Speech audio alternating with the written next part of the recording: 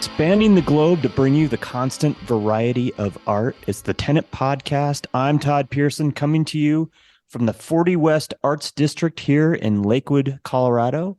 And joining me from his art bunker in Rapid City, South Dakota, you know him as quite possibly the most interesting man in the world, my partner in art, co-host extraordinaire, Wes Brown.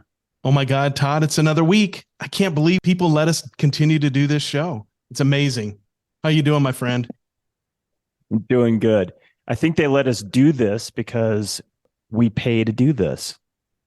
They'll take our money. We can continue to talk on the interwebs, and then we just pray that people actually tune in and listen. That's right. So what's up with you? Anything new? Anything exciting? It's cold and kind of snowy, rainy here in Denver. You said that it was overcast in Rapid City today, but it's just cold. You're not getting any snow, right? That's right. We went from blizzard a week ago to 80 degrees 2 days ago to now it's the temperature in Rapid City, South Dakota is 38 degrees. I'll tell you what, man, I'm freezing in my studio. The other day, it was pushing 80 degrees in here. So I opened all the windows. I wasn't going to kick on the AC, but tonight it's cold and the heat for whatever reason is not working. So I'm sitting at a very kind of chilly 67 degrees. It's nice. If you were here, I'd spoon you and we could warm up. Yeah, that would be nice and relaxing. Yeah, right?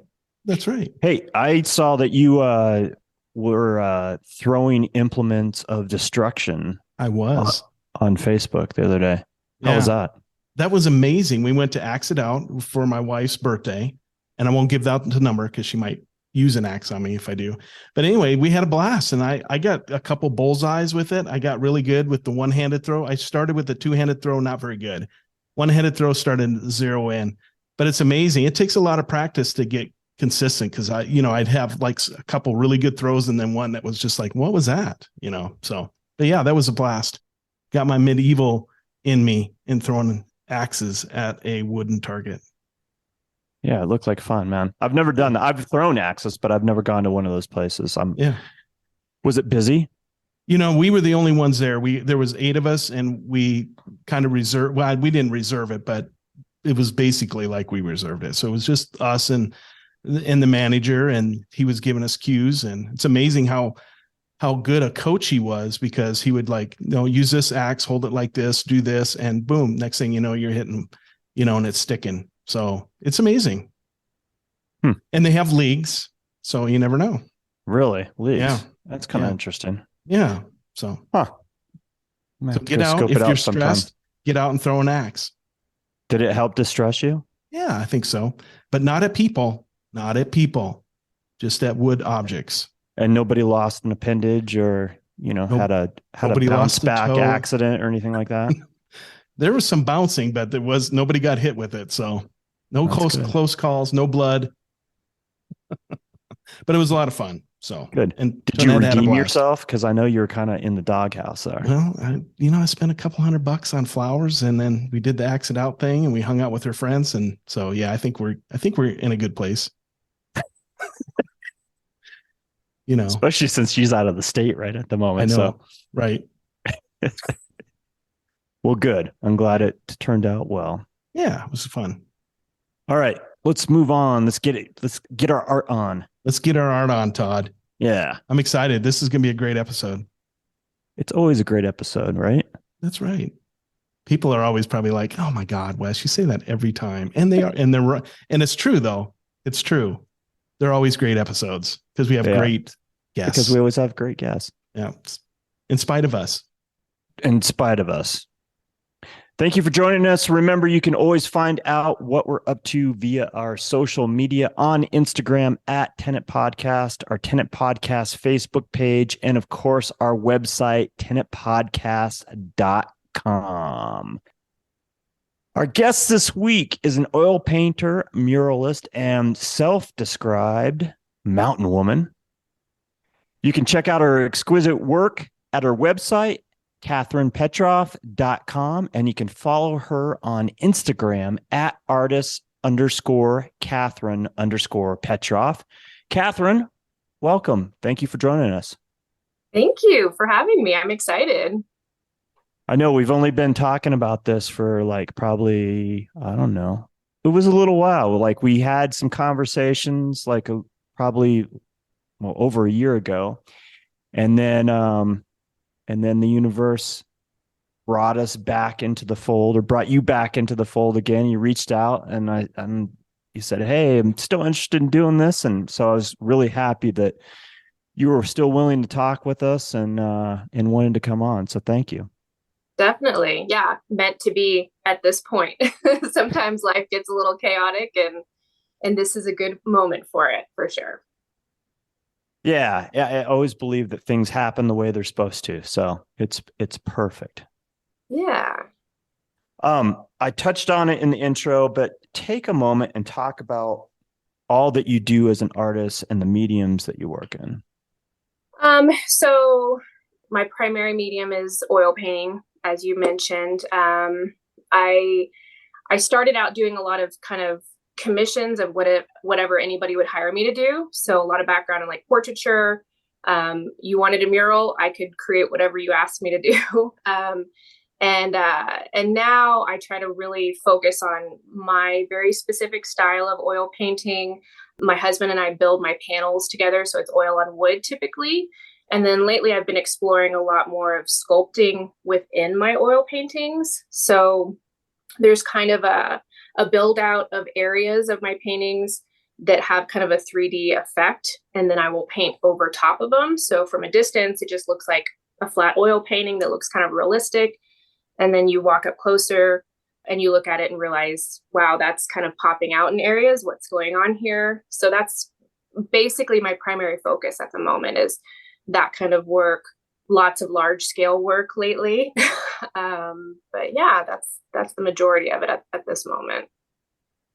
And I understand you used to practice the dark arts of darkroom photography. Yeah. That's actually what my degree is in. I do not have a painting degree. So it's kind of a weird story how I ended up being a painter when I think I've only taken like one painting class in my life. That's crazy. Yeah. But it's a passion. Like, I love it. I still have a lot of my equipment. I want to set it up and teach my kids probably soon. I really miss it. And it really informs a lot of my painting style now. So I feel like it was kind of a good journey to go from darkroom to painting. Nice. So I'm going to ask you a follow-up question, and feel free not to answer it. But so you say it informs you. How does it inform you, your artwork?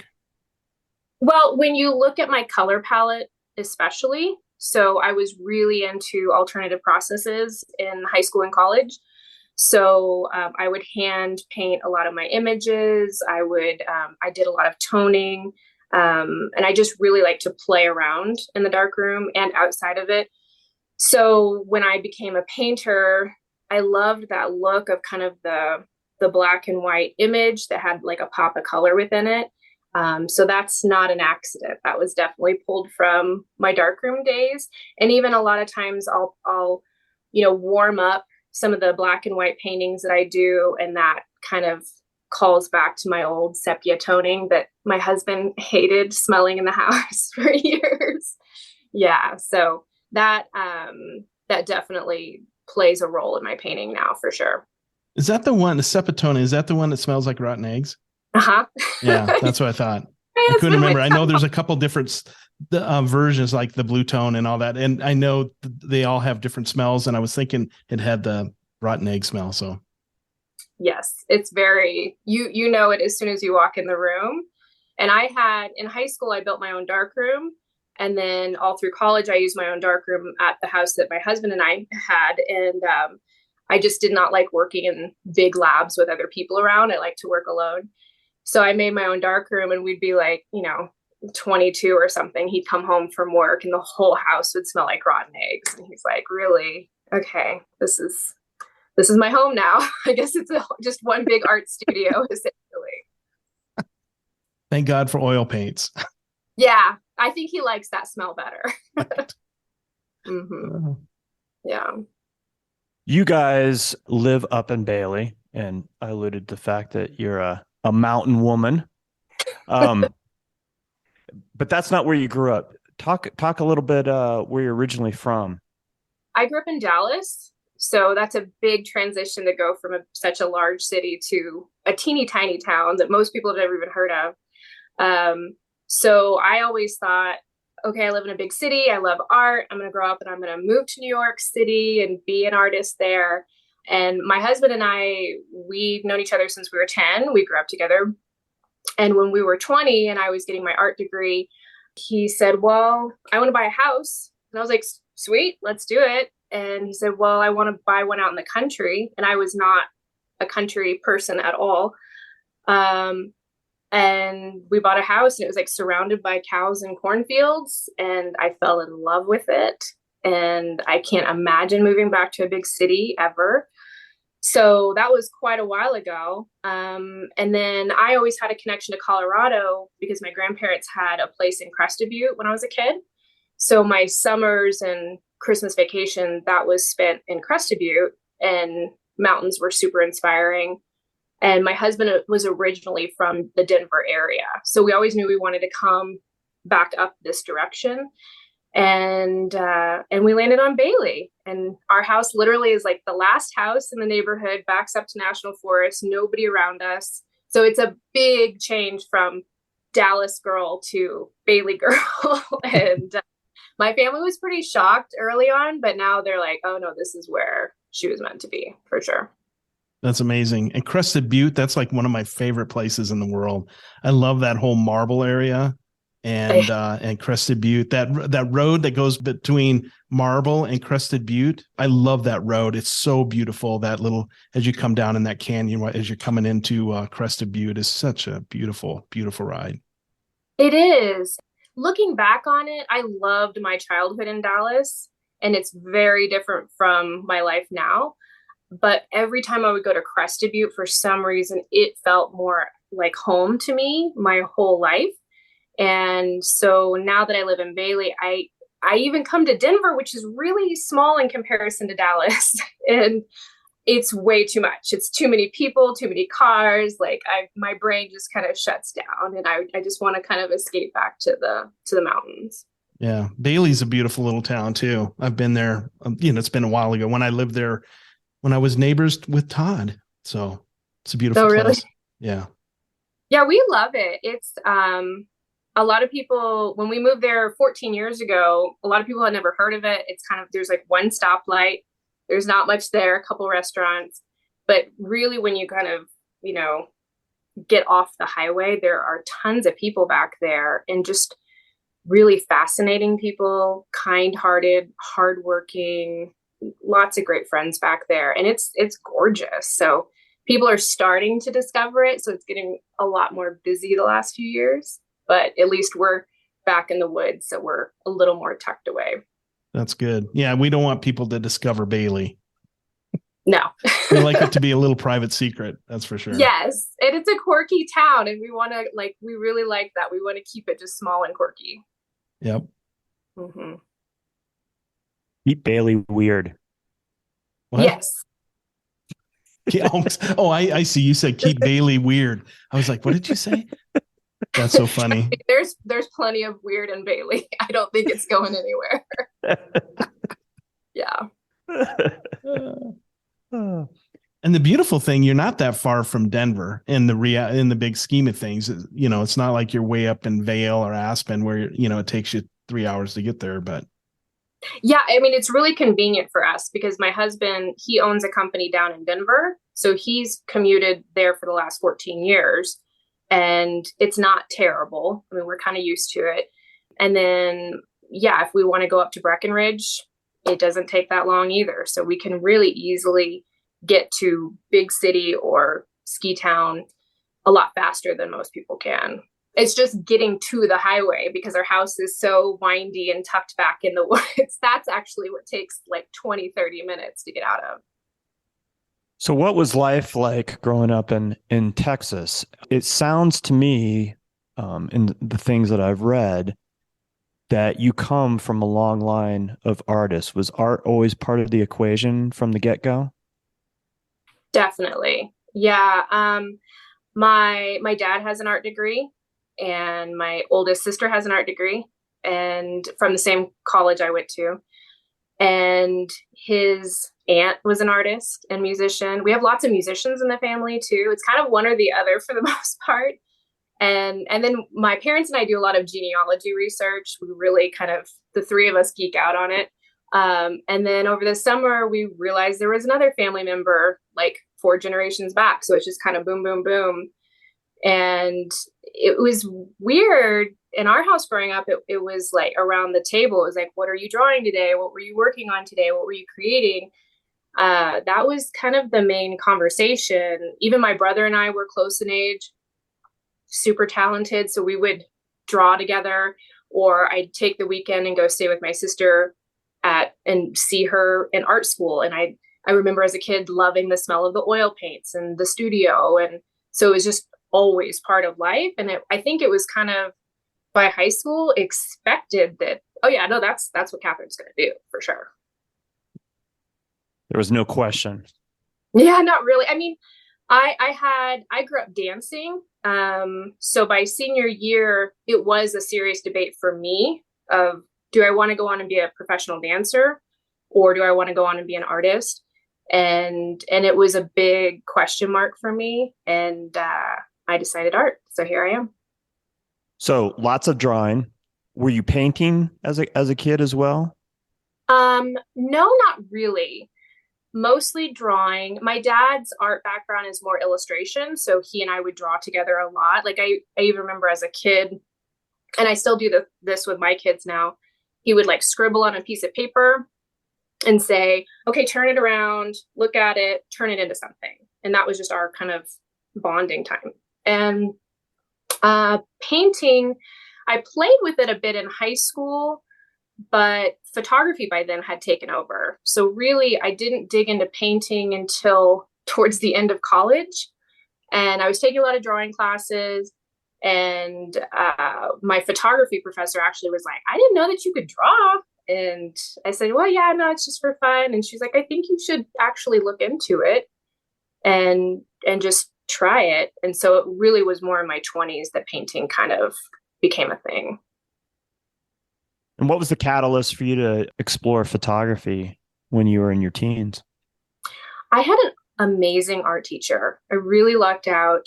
And her background was darkroom photography, even though she taught a wide variety of classes there, art classes. And I really looked up to her. So I decided one day, let me try out this class. And by senior year, I had taken every class that they offered. And they kind of didn't know what else to do with me. So they were like, well, in your off period, why don't you come in and experiment with color photography? So they let me just kind of have the darkroom to myself. I could turn the lights out because you don't use a safe light for color. And I just had free reign of the lab. And so she really nurtured that and got me to enter some competitions. And it just felt like home to me. I loved that kind of dark, peaceful space. It's just me and my music. And I would stay up in my own dark room just all night long, printing. That's awesome. So when you go to university, that was your path as well. You thought you were going to be a professional photographer. Is that correct? Yeah. My timing was not great because digital really boomed towards the end of my degree. So I fell in love so much with all the processes that I was learning in college. And then I could start to see that digital was becoming a thing towards the end of my degree. And the equipment was really expensive. I didn't have a lot of experience in Photoshop and all of that. I was messing with it, but I could see that it was constantly changing. So it was going to be really difficult for me to graduate and move on to a career that was just shifting dramatically. And all of a sudden at that point, people were starting to get kind of the camera phone thing and thinking that it was the same thing, like, why do I need a photographer if I can take a picture on my phone? And that was a challenge that I saw coming. And I already was having difficulty acquiring darkroom chemicals by then. It was shifting really fast. So between junior and senior year, I interviewed for an internship at a photography studio in downtown Dallas, and they said, "Well, can you just take a year off of college and just work full time? We're really busy. We'd rather hire you." So I said, "Okay, let's just dive in." So I was an assistant at this photography studio, and we did some pretty high end clients, and it was definitely like very downtown Dallas, busy, and I kind of just got thrown into it. And I loved parts of it, but by the end, I realized it wasn't what I wanted and it wasn't really for me. So I went back to finish my senior year. And that's when I started exploring, okay, what am I going to do? Am I going to stick with darkroom? I really started exploring drawing and painting on my own. Some friends and I, we decided to rent out a gallery space at our university and put on our own art show. And it was called The Most Motivated Drawing Class Ever. And we thought we were really cool. So we had flyers and all the stuff. And that's when my professors walked around and they were like, maybe you should explore something else if you're not happy with the photography career path. So so I just really started playing around with painting to see if that was the path. And as soon as I graduated with my photography degree, and it was really competitive, so I was really proud to finish it out and see it through. But I landed in my first mural as I graduated, and I just have painted full time ever since, which is really weird for a photographer. Yeah, that's crazy to me. And do you think about, I mean, it had to have been difficult. I mean, how great it was that you had that opportunity to kind of see like what the commercial photography side of things look like. But at that point where you've already spent 3 years working on your degree and your BFA is in photography, Yes. you said? Mm-hmm. How difficult was that to like make that realization? Like, hey, I don't think this is my cup of tea. But still have like another year that you have to, work on this degree that you're not even sure if that's going to be your career path. It was a mixed bag of feelings for sure. And when I was young, I felt very much like, because I came from a family of artists, we all had a label of like, my dad's more illustration, my sister's more oil painter, I'm the photographer. Like and this was more me, like I labeled all of us as this. And it was hard for me to except I'm no longer the photographer, I guess, even though that's my degree. And I loved it. But I just didn't see a career path with it any longer. I mean, it just changed so fast. So it was changing my label for myself to oil painter. That was it took me a long time to switch into that mode. And it's funny because now I don't like labels at all. Like I don't want somebody to ask like, oh, you're this style or you're that style. And maybe it goes back to the fact that I very much labeled us within our family. And it was hard to kind of swallow that pill of I'm no longer a photographer. And even now I feel kind of lost in that mode because the technology's changed so dramatically in 15 years or whatever it's been, that my equipment that I had is very out the door, outdated. So it was a strange transition, but I felt like it was the right one. And the more I started showing my work and getting feedback, I felt like, oh, well, maybe this is something that I could do. And getting that kind of support from my professors. I had a great photography professor, and she said, okay, this class, you're not graduating without a business plan, knowing how to put together your resume. Like you need something put in place, which is pretty rare in art school. So I'm very grateful to her. And that's the moment I was making that transition to becoming a painter. So she said, okay, put together a website. I talked to art buddies of mine and they helped me do that. Find your first job. How are you going to get your name out there? And so I think graduating with that degree, I felt like I was no longer using it was okay at that point because I had a plan in place upon crossing that stage for graduation. I knew what I was going to do. That's crazy. Yeah, it was weird. Yeah. So I got a question for you. So do you ever lay there at night going, what if, with the photography thing? Or was it just so clear that you don't even second guess it?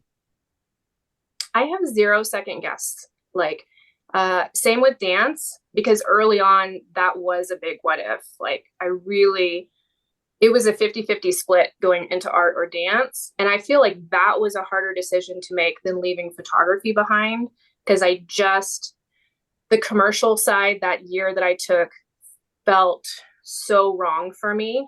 And I knew I wanted to go more of a fine art route. And I just didn't feel like it was going to work. And so there's zero question that I took the right path. Yeah. Well, good for you. I mean, that's amazing, because I could see, like, I live half my life going, what if, but, especially when you were so in love with it. And then you're bright enough to know, like, oh, this is going sideways. The whole photography thing's going sideways. And you're just at that cusp where you could at least make a decision. Like, you weren't all invested. You had this big studio and you had clients, and then you're trying to, because Todd will, both Todd and I know people that were spent all their life, and then poof, one day there's like not doing it anymore. Just not because they didn't want to, but just because, it started to dry up and they didn't know how to pivot, I guess, or maybe they did. That was their pivot, is to like walk away like you did. And you were lucky enough that one, you saw what was the writing on the wall, and that you had this other skill set, and it just flowed right into work right away. That's amazing. Yeah, I think it really helped growing up around it. So there was a confidence. I have a lot of art friends who didn't grow up in a family that was supportive of them being artists. So I think that would be much harder to like feel like I could move forward and make good choices in the art world and have support of my family to do so. I imagine a lot of families would be like, why did you just have this degree and you're not using it? But I really am using it, just in different ways. And I feel like it's really been important in my life to follow and trust my gut on things. And it typically works out. If a lot of things are going wrong and thrown at you that are not panning out, there's probably a reason. You need to evaluate it and just see what new direction you can explore. And I felt very much with painting. It's funny, a lot of people were like, well, with photography and stuff, painting is not that important anymore. It's going out the window or whatever back then. And I just felt like that was false. And that wasn't the case. And I felt like I was not prepared for the new wave of photography. And even though I was kind of starting from scratch, teaching myself how to paint, it was familiar because I grew up, as a little girl watching it all the time and talking about it, going to museums with my family, all of those things. So it wasn't a scary leap. It was just like, okay, teach yourself how to paint. So by the time we decided to move to Bailey, I really said, okay, we live in the middle of nowhere. It's stunning. It's peaceful. I'm just going to paint until I'm confident with my ability and find my voice. That was the biggest challenge, was finding my voice. And I just stuck it out and just worked through it, I guess. Yeah. Talk about finding your voice and what that struggle was. And then when did you realize, like, oh my God, this is it. And now I feel it. And, this is my voice. That took a long time. I felt like I couldn't really try to enter the gallery scene like I wanted to, just based on being technically good. I needed to have something that stood out as you look at it and that's by Kathryn. And that took a really long time. And in college, even with my photography, my work was much more edgy, kind of dark, very figure-based. And I had to start really thinking, like, what do I want to say? What is interesting from my perspective that maybe will stand out among other artists? And what realistically, as a business, what will sell? I mean, that's, I needed to look at that because I wanted it to be a job and not a hobby. And I wanted to make an income off of it. So that took a long time and a lot of just kind of like thinking about my life. When you're young, there's maybe not a great amount of experience to pull from. So I was really stumped for a few years. And then when I became a mom and I had my son, it just clicked like that. Literally overnight, it clicked. I felt like we had a really rocky start health-wise with my son. And it just shifted my brain into such a new mode. And I started painting almost immediately in a completely different style. And that's really what I've stuck with the last decade, style-wise, story-wise. Yeah. That's amazing. How would you describe your style? I know you don't like to like put labels or categorize per se, but you kind of touched on a little bit of the darkness, which I kind of see in some of the paintings that you do.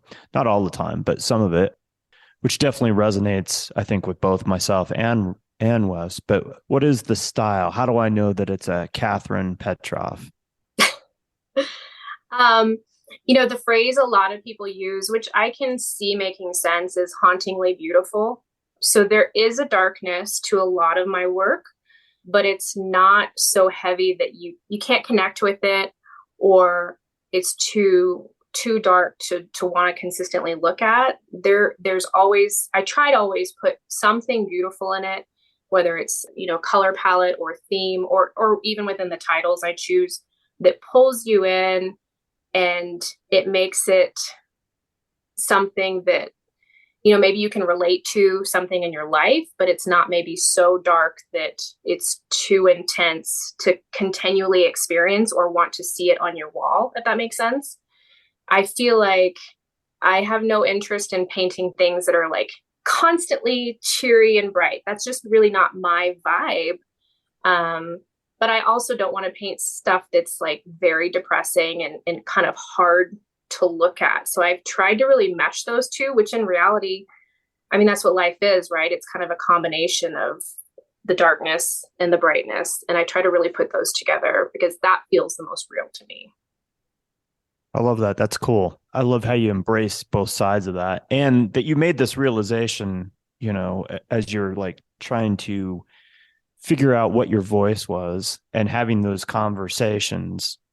And I think it's really cool. You went to the University of North Texas, right? Correct. Yeah. I think it's pretty awesome that you had an instructor that was a photography instructor that encouraged you to continue on, despite the fact that they knew that you weren't going to necessarily end up in the world of photography, that they encouraged you and also gave you this, like, started you thinking about like, okay, what does this look like? And had you put together a business plan and all those other things that I think a lot of people don't get, period. And when you go to, an art school or get an art education. Yeah, I think that's, I teach art classes here and there, and I've tried lately, I've been teaching some adult classes, and I've tried to really talk more about that because as I'm reaching out to other artist friends of mine, the common thread is that, yeah, I learned a lot about how to get through a critique and maybe improve my technique or whatever style I'm creating. But beyond that, I got a degree and I don't know what to do with it. And that's really a conversation that pops up a lot. And so I'm really fortunate that I had that professor that saw something and that stepped in with not just me specifically, with our entire class. And what are you going to do? And she's a very successful artist. So it was nice to be able to have her to look up to. But I don't think that's the norm in art school for sure. I'm going to pull up a piece I want to talk about. I want to ask a quick question just because we were talking about, part of your voice being dark. I was talking to a friend of both of Todd and I, and we were talking about photography, and I was saying, what would you like to see in photography? And his response off the cuff was like, I would really like to see something more dark. So what does it mean for you as an artist when you talk about dark, like your style is dark? What does that mean to you? visually, you can definitely see it in my work. I mean, the color palette, there's a lot of black. My printmaker, I feel so bad when he scans my work. He's like, yours is the hardest because there's so much black. So visually, there's that. I paint a lot of nature because I live in the trees, but it's not your typical like bright and cheery nature. Like usually half the year up in Bailey, there's no leaves on the aspen trees. Everything looks kind of dead and gnarly. And I love the look of that. I love wandering the woods at night and you see that moonlight, how it hits everything. And it definitely, a lot of people are like, your house looks like it could be on the set of a horror movie because we're in the middle of the woods. I feel at home and at peace in those places because they're just quiet and they're crisp and cold. And so when I paint that visually, that definitely gives a dark vibe to it. I get a lot of people who are like, oh, this feels very Tim Burton. And there's kind of like that dark whimsy to it. So I feel like visually you're seeing a lot of black paint. You're seeing a lot of that kind of vibe to the setting. And then, you know, all of my paintings really have stories from my life behind them. And often it's me working through something that's happened in my life. So there could be kind of a darker story behind it. The title might kind of give you a little bit of a hint to that, things like that. But again, I try to make it not quite so heavy that you can't swallow it. Yeah, I love that. I'm glad you talked to this because when I was talking to Bill, he just like I was saying, what do you want to see? And he said, I want to see something dark. And I knew he didn't mean like, dark color, but he was talking like subject matter and we never really dived into it, but it's nice to hear because both Todd and I, when we were talking about your art, said there was a dark element to this and that we really liked. So I'm glad you talked to that. So thank you for sharing that. And Todd, you wanted to show a piece of art. Yeah, both Wes and I really love this piece. Can you see it all right? Yeah, I can. Yeah, so still standing. This is so stunning and beautiful. Talk a little bit about what's going on here, because you say that a lot of times pieces have something to do or have an element that has something to do with what's going on in your life. Yeah, this one definitely, and it actually just sold a few weeks ago. It's a smaller piece, and I believe I painted it not long after the whole kind of start of COVID and all that chaos. So understandably, a lot of artists have been creating based on just our lives the last few years and how they've shifted. I paint a lot of kind of rundown houses and cabins quite a bit. The neighborhood that we live in, it's a real mix of kind of abandoned cabins like this, all the way up to a regular family house, all the way up to vacation homes. It's really mixed. And there are several places that just sit abandoned. And I always drive or walk by them and wonder, like, what was the story behind these walls, essentially? And so I paint places like this kind of run down frequently. And this one, just after the last few years of chaos of the world and then just my life personally with changes, I felt like it was kind of a good symbol for, as we're growing and changing and aging, we kind of wear our history and our stories on our faces often.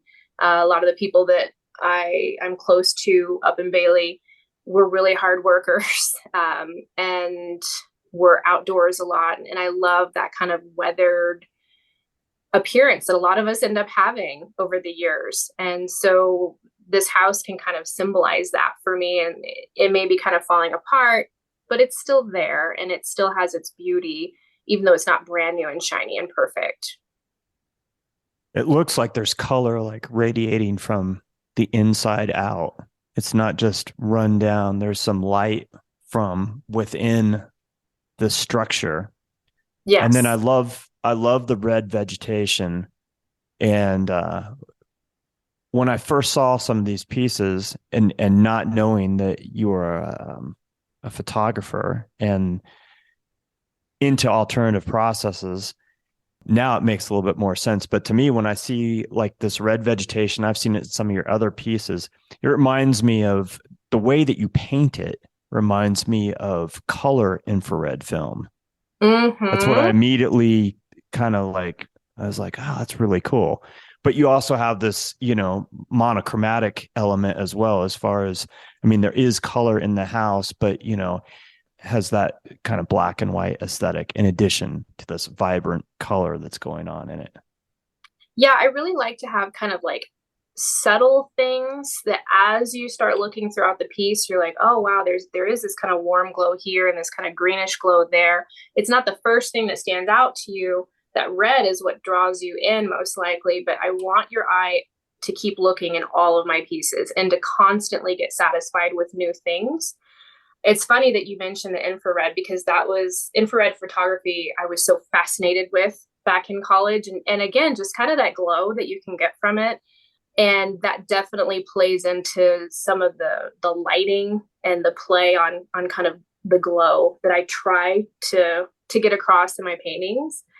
And the red over the years has become kind of a signature that now people will ask for. And it's funny because when I started that pop of red several years ago, it falls back to another photography story.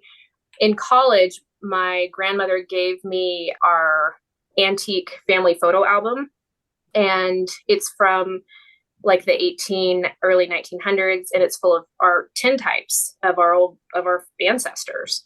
And there was a set of twins, and they each got one. And so the one that I ended up inheriting is bound in red velvet.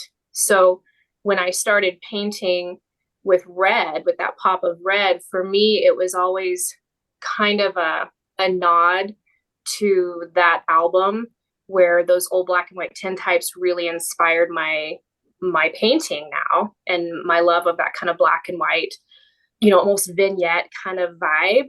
And then whenever I put that red in, that's just to remind me of where I came from.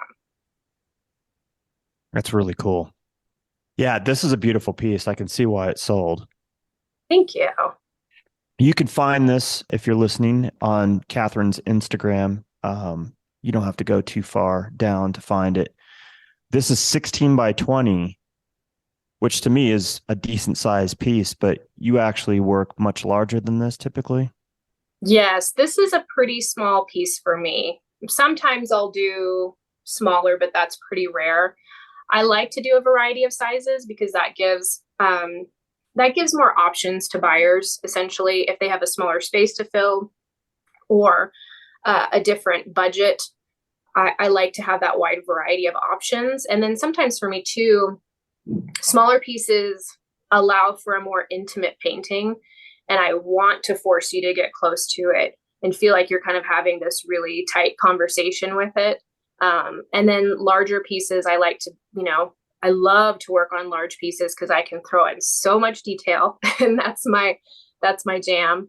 And I like that those larger pieces really pull you in from either outside the gallery to pull you into a show or across the room. So I don't ever want to get bored. I want to stay consistent. So again, this is my work, but I do like to mix up the size for options, definitely. You get bored easily? No, I'm always busy. I don't allow myself to get bored. I'm nonstop. You mentioned earlier in the conversation that right out of college, you were commissioned to do a mural, and that one was like, I think 9 feet by 20 feet or something like that. How did you land such a large commission, like right off the get-go? A couple factors. So all through college, I worked at the World Trade Center in Dallas as a showroom designer. So we would have trade shows, and I was in charge of helping make all the product look nice. And I would do window displays. And I started towards the end of college when I was thinking about painting. I started asking if I could maybe paint a small mural in the window display of their logo or whatever, just to kind of get that experience of starting to paint on walls, because I was thinking, well, maybe this could be cool. So that allowed me to build a small portfolio of just practice work. And then I even, my poor husband, he's put up with so much of my art. At our first home, I painted a big mural in one of the rooms there, again, to kind of build a portfolio. That's where it's difficult. If you don't have a portfolio, nobody trusts or believes that you can do it. So I really started there, just practicing wherever I could, on any wall I could, with any style I could, getting images, entering any art show I possibly could, and just kind of spreading the word that, hey, I'm a painter now. And it worked out really well with that one. It's actually painted on canvas, which is a really unusual thing for a mural. My husband is in construction. And at the time I was graduating, he said, hey, there's this muralist on a house that I'm helping build, and he's doing these murals on canvas, and it's a really special process. And then he wallpapers them up basically to the wall or the ceiling, so that you're not in the client's home making a big mess, and you can work in the comfort of your own studio. But it's a very specific process with lots of steps to prepare the canvas. And so I lucked out, and the guy said, yeah, bring your girlfriend at the time, and I'll tell her how I did it. So I met with him, and he kind of broke down the steps. And it was a good selling point for me to be able to dive into mural work and say, hey, I can spend several months on this really, really detailed mural, but I'm only going to be in your house for a day. That's it. So I really lucked out kind of diving into that. So that first mural was painted in our home on canvas, and then we just wallpapered it up. Wow. That's amazing. I've never even heard of such a thing. Yeah. A lot of people haven't. So, but it turned into several projects that worked out really nicely with that. And the longevity, they hold up pretty well? Yeah, excellent. Actually, a couple of the murals that I painted on canvas like that, the home sold, and the new buyers didn't want those murals up anymore. So the previous owners were able to have somebody pull them off the wall and roll them up. They can be transported really easily. I've painted a couple murals in Bailey on canvas, and then I was terrified, but I got on a plane with them, rolled up, and flew to Dallas to install them like that. It's crazy. That's awesome. I love that.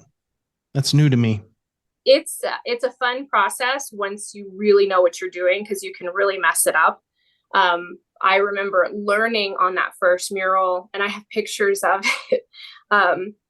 We had them stretched all over my house, because I did it in 6 panels, and then I went in and seamed them together, and they were stretched to walls, stretched to floors. They were all over the place.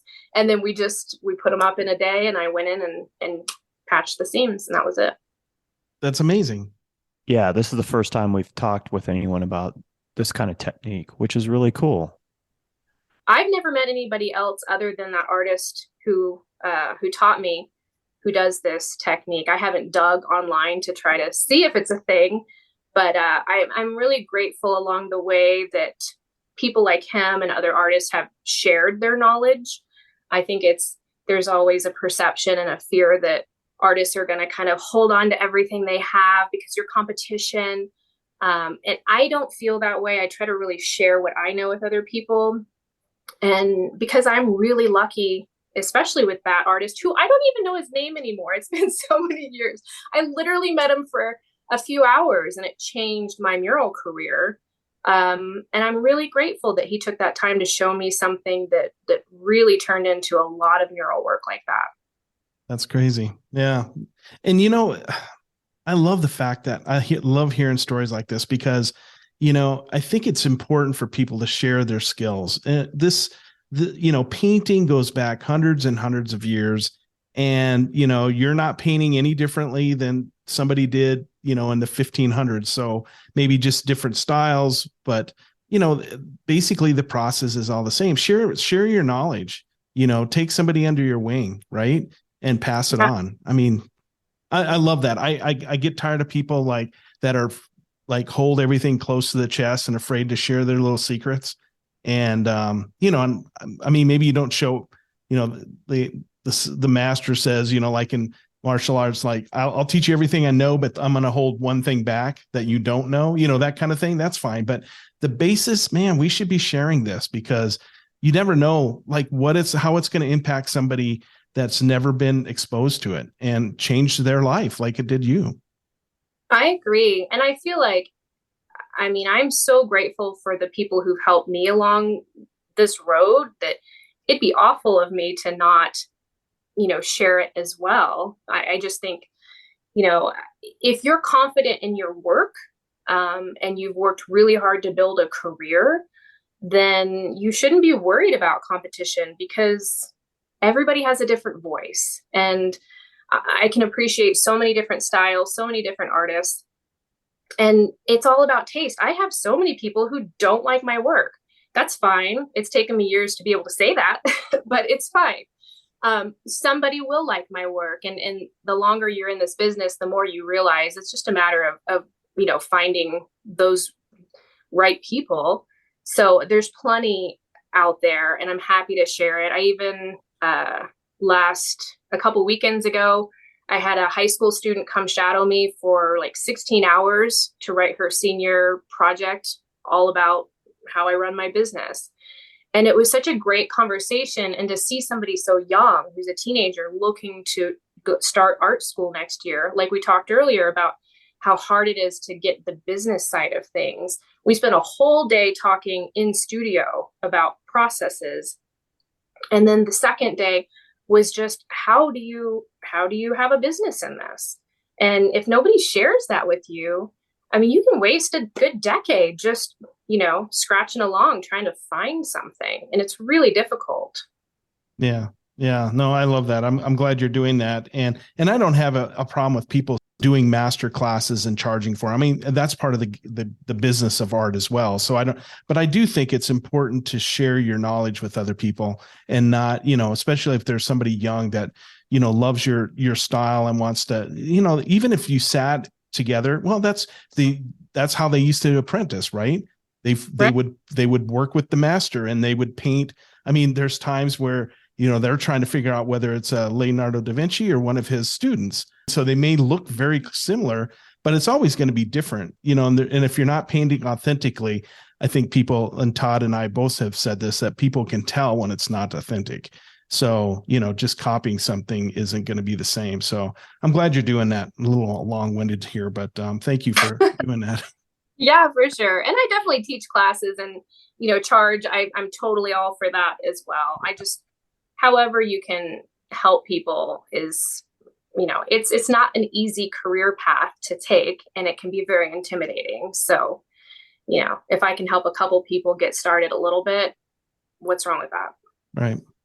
You kind of mentioned a little bit before, but do you think back about your trajectory as an artist and how everything kind of either that perfect person came into your life at that moment that kind of guided you, or a certain element happened or certain things happened that kind of pushed you into that next realm? When you're telling the story, I just feel like the universe was just kind of giving you these things at the right moment.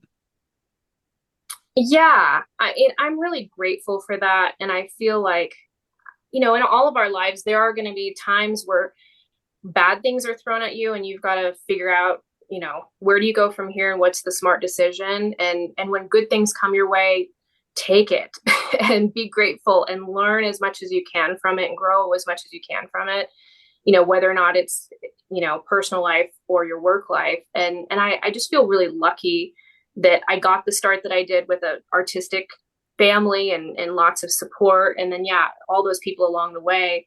It's weird to look back on and think, oh, this is maybe in that moment I was hitting my head against the wall trying to figure out, well, why is this not working for photography, or why is that not working, or why do we feel like we need to move to Colorado all of a sudden? But looking back, it was always leading to something better. And I just, at this point, I'm learning to trust that there's a reason for that happening every time. Takes a while to get there, right? Yeah. I'm sure my husband's like, yeah. I'm sure you were throwing a fit in the moment. Yeah. I'm going to pull up this image and because I wanted to talk about it, but I didn't realize since we were talking about murals that this was actually your first mural. Yes. And I That's love it. this. I love this whole scenario. So elaborate a little bit more since we already talked about, this first mural experience, but this is fantastic. Thank you. Yeah, so it's themed loosely around the movie The Hustler, which I had never seen at the time. Um, and so I watched the movie several times, and it's clearly for a pool room in a house. And Jackie Gleason is on the right side, and he's actually painted life size. So I printed out, and this was quite a while ago, so imagery wasn't quite as easy to find as now. So I printed out an image of his face and kind of made up as much as I could. And then I photographed a lot of my friends. My brother-in-law is painted in there. The lady in the red dress, I've actually painted multiple times. She's in a couple of my gallery pieces. She was just somebody who lived in my little town in my 20s, and she modeled for a lot of my photography in college. And so it's just kind of these like snippets of different pool scenes that are kind of related to that movie. And then the woman is looking up at this photo, and the client actually wanted it to look like an actual photo of an Ali boxing match. So I looked up that and I painted it exact to look like it was hanging up on the wall. And it was a big project. I don't know how I wasn't terrified because I was really young and trying to figure out this whole canvas process, but it came together really nicely. I'd say. And sometimes it's just better to go into it being a little naive, like not knowing all the various facets, right? Agreed. Because because that could stop you in your tracks if you go down too far in the rabbit hole and think about the logistics of how it all has to come together. But this is brilliant. If I had a pool room, I know who I'm calling. If I ever get a pool table and have a house where I can put one in it. Oh, well, thank you. Yeah, I really, knowing the career change as we discussed right out of college, I knew this was a big opportunity in my lap that I may not get again if I didn't just really nail it. And of course, I look at it and think, oh, I should have painted this better or this different or whatever all these years later. But, I think for my first project, it was a really good portfolio piece that led me to more work. I mean, if people don't see that you can do this, then they don't know to ask for it and they don't necessarily trust that you can do it. So it was a great opportunity to just throw myself into it and figure it out. Have you gotten faster over the years as far as painting murals and working on such a large scale? Yeah, much faster. I wouldn't say fast in relation to a lot of other muralists. I still mostly prefer to work in oils. So I've done I think the largest mural I've ever painted was 20 feet by 20 feet up a stairwell. And that's 100% in oils. And people usually cringe at the thought of that. But I love the detail and color that I can get with it. And I've gotten pretty quick at it, considering the fact that I put in so much detail. So there definitely are muralists out there who can knock work out very quickly that's stunning.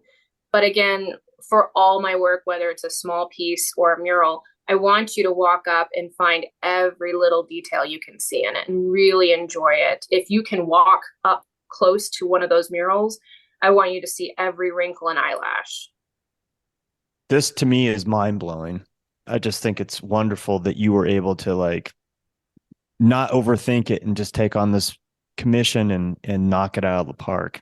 And I love how you pieced all this together, like all the different, portions and it's beautiful. Thank you. Yeah, it was definitely a great first start to my career for sure. So how much of your work these days is commission work? It's changed a lot this year. I spent several years just focusing on gallery work. I really tried to get away from commission work.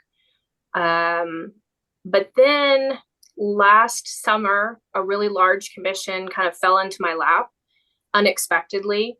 And it was so perfect because I got that client who said, I love your style, your voice, your color palette. I'm going to just give you a snippet of what I'm interested in and let you run with it. And you just need to blow me away. And I've come back to commissions now with the understanding that I'm only taking work that is, I feel really passionate about and mostly is in my style now. I have a big enough portfolio of gallery work, and most of it has sold, that people can look through on my website and pull out, okay, I really like this tree vibe, or I really like this color palette, or whatever it is, and trust me to kind of run with it for a custom commission piece now, as opposed to, here's a photo of a family member I want you to recreate, or here's an idea for a baby nursery. I've done lots of that, but now I'm at a point where I've been taking on a couple really big commission projects this past year that I love because it's in my style, and I'm just being completely trusted to run with it. That's like as good as it gets, right? Yeah. Yeah, basically. Yeah, I've worked a lot of years to get to this point, and I'm really happy it's time.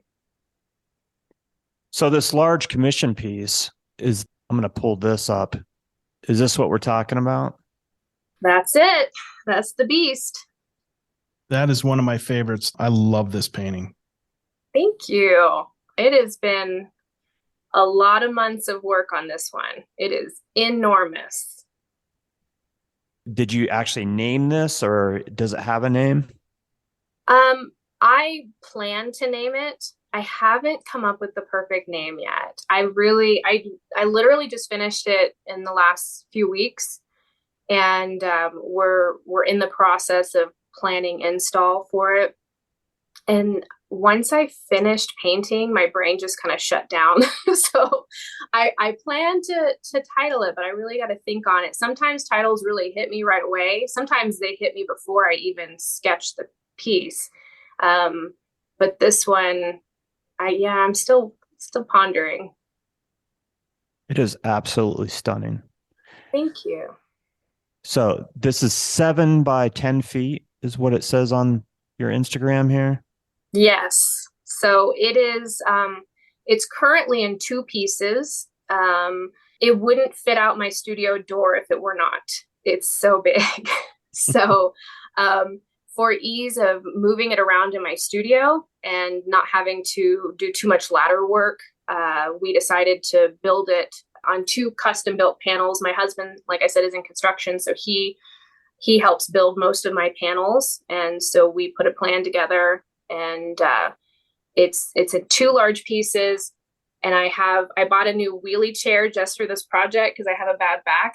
And so the top half of like where the red tree and mountains are, that's on the left wall of my studio. And then the bottom half with the fox is on another wall. So I'm basically wheeling back and forth between the 2, working on them and just trying to make sure that they match up as perfectly as possible. And then when we install them, I'll patch them as one seamless painting. Oh, that's amazing. It is. It truly is. It's huge. So it's beautiful. I mean, it's just absolutely stunning, out of this world. I love this one. This is like I said, the minute I saw it, I was like, I fell in love with it. So yeah, this is absolutely beautiful. So talk about the piece. Like, how did the idea come up, and how does that creativity come? Like, is it just you start painting, or do you kind of plan it out?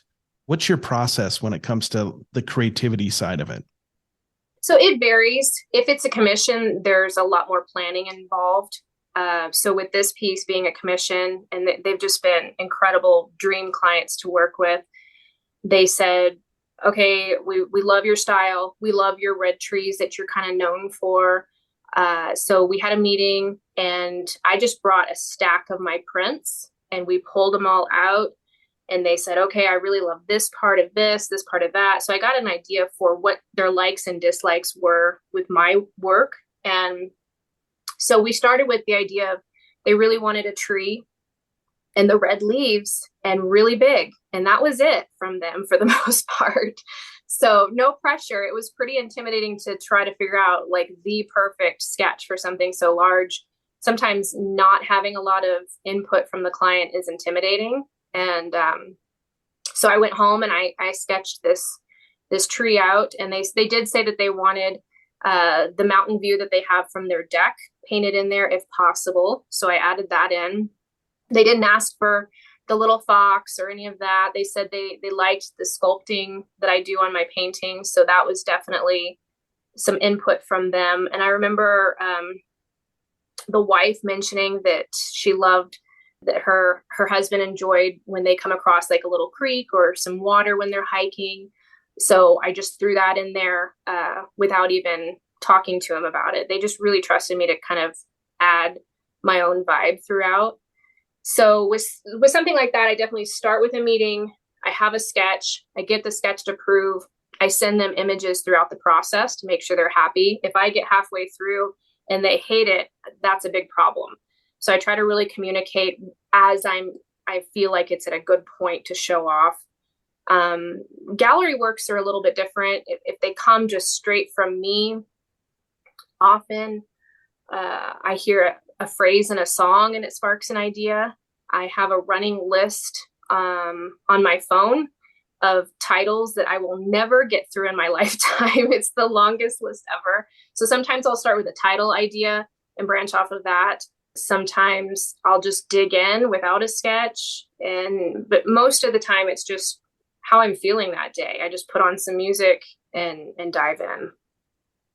It's interesting because this painting almost feels like there's a story, and a lot of them do. I mean, but this one really does feel like there's a narrative to it.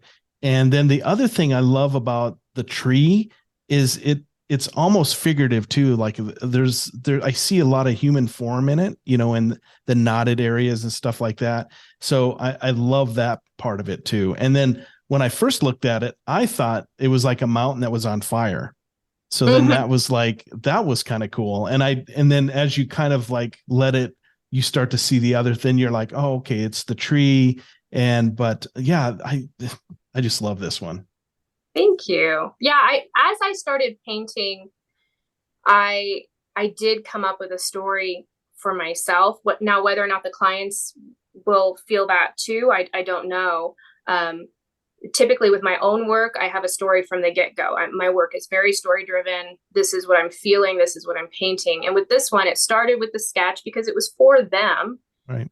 And then as I started painting, I started seeing it as if you see details of it, there's almost these kind of like glowing light orbs coming out from beneath the red.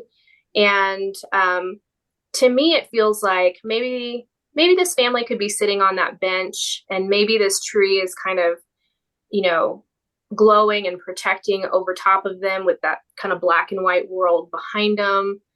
Maybe those little light orbs could be, stories of memories of their lives together. That's kind of what I started seeing as it unfolded, but that didn't even hit me until just the last month of wrapping it up. It really was so big. I had to figure out so much of it piece by piece. It really pulled together this last month, and it finally felt like, oh, okay, this is working. It does have some kind of story that can speak to people, and just try to figure out what that is now. So what's the story with the fox?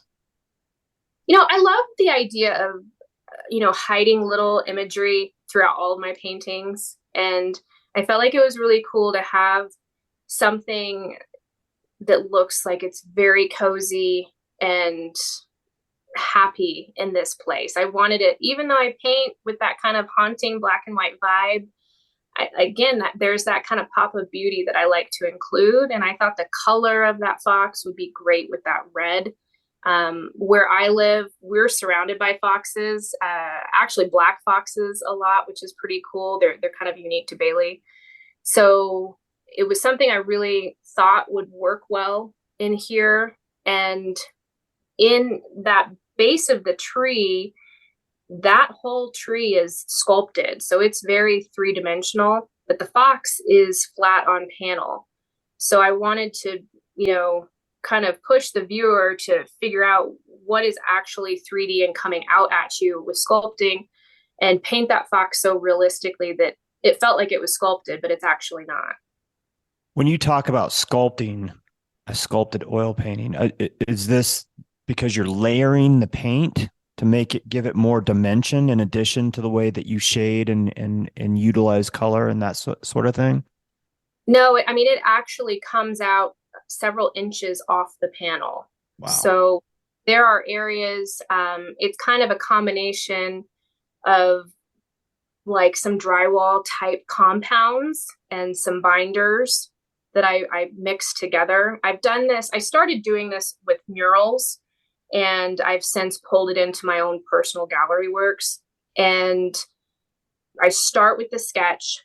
I will sculpt areas that I want to really pop out several inches from the painting. I'll add this material, and then I'll seal it in so that it's nice and sturdy. And then with that tree, I was on that commission painting, I did a texture technique over top of it, and then I gessoed it, and then I painted with oil paint on top of it. So it's lots of layers to create that look. And often with my gallery works, it's funny, it's usually kids who notice first that it's a sculpted piece and not just a flat oil painting, because they're short and they look up and they will notice that three-dimensional aspect to it before adults will, because we're looking straight at it. A kid will look up and they're like, Mom, this is poking out. What's going on here? So it's something that you can really walk around the work and see areas that really stick out at you.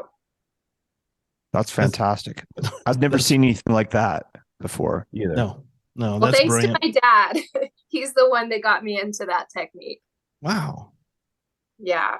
There's this mural that you just pulled up of these trees. That is, that's the first time I ever tried that technique. He was doing some research and said, oh, wow, there was this muralist doing this process. And I really think, we should try it. And my dad's been really helpful on several of my murals and art career in general.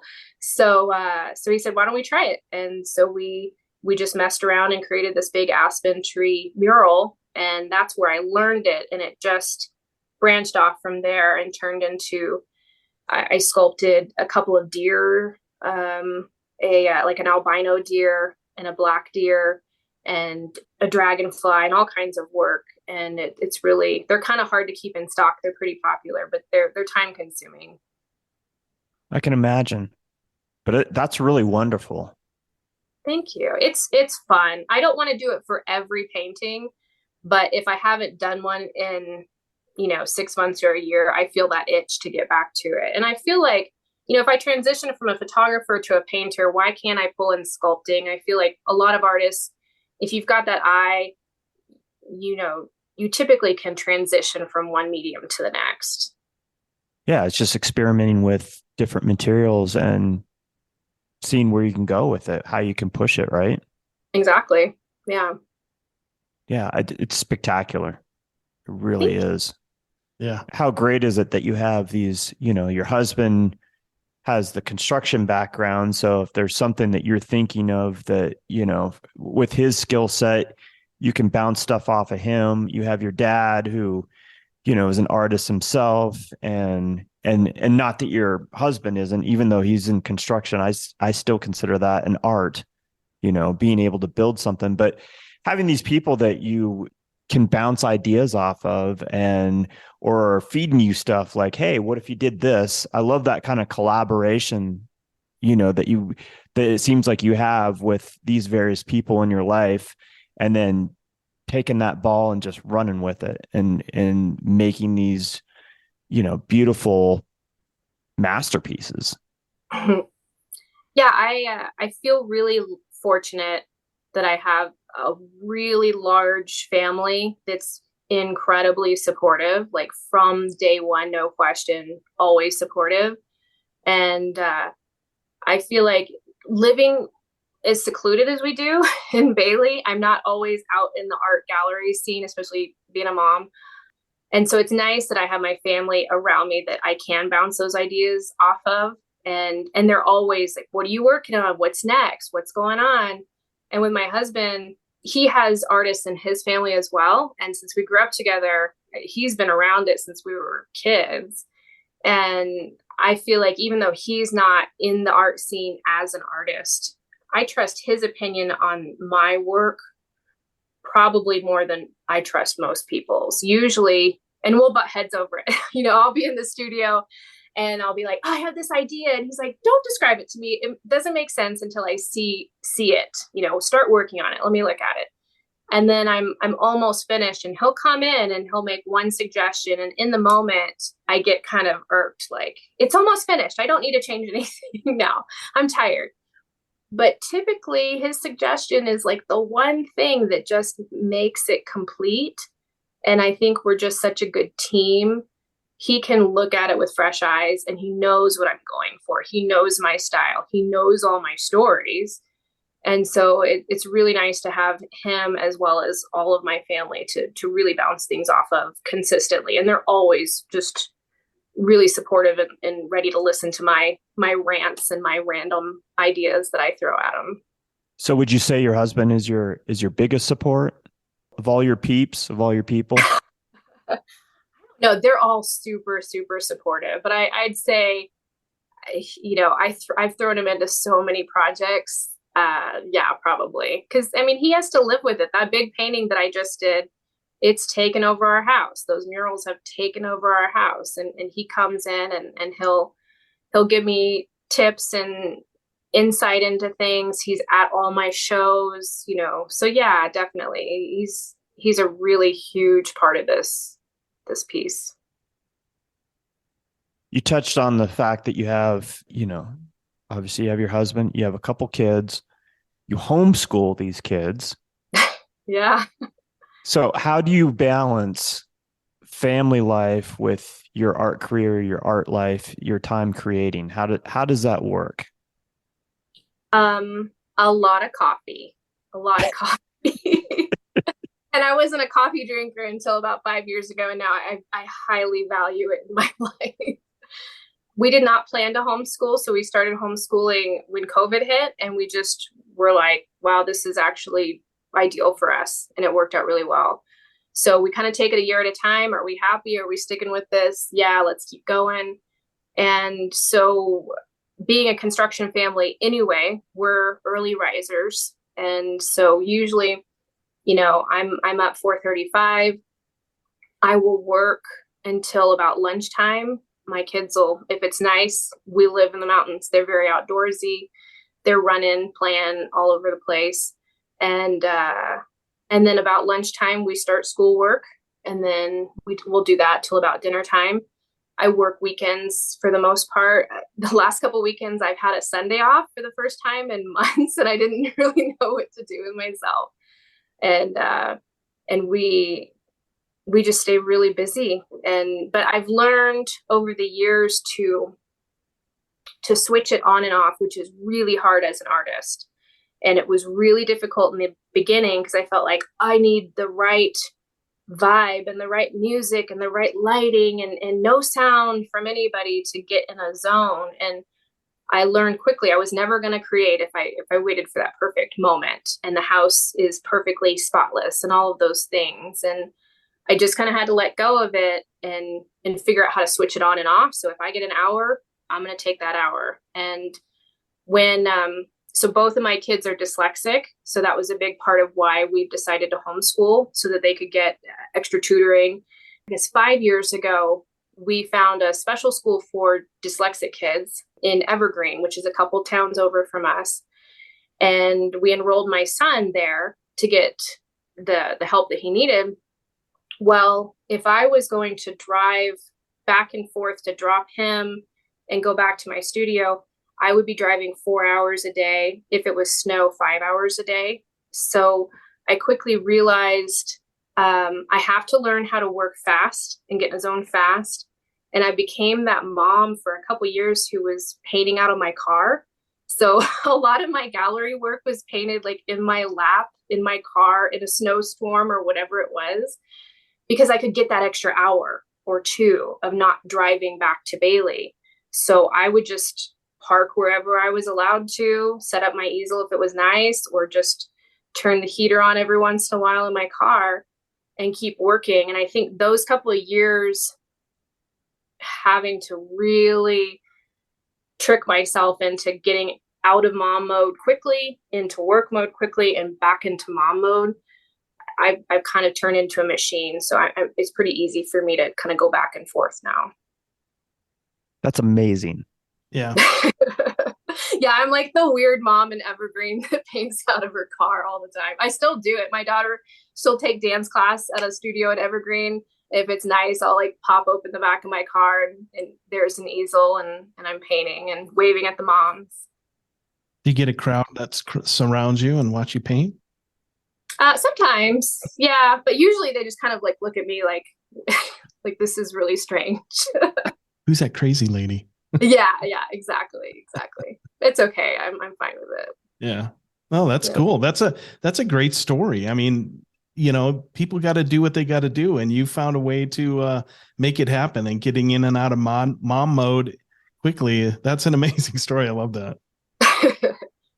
I know a lot of my artist friends, either their kids are grown or they don't have kids. It's much more easy for them at this point to get in and out of the gallery scene and the parties and all of those things. And that's not where my life is right now.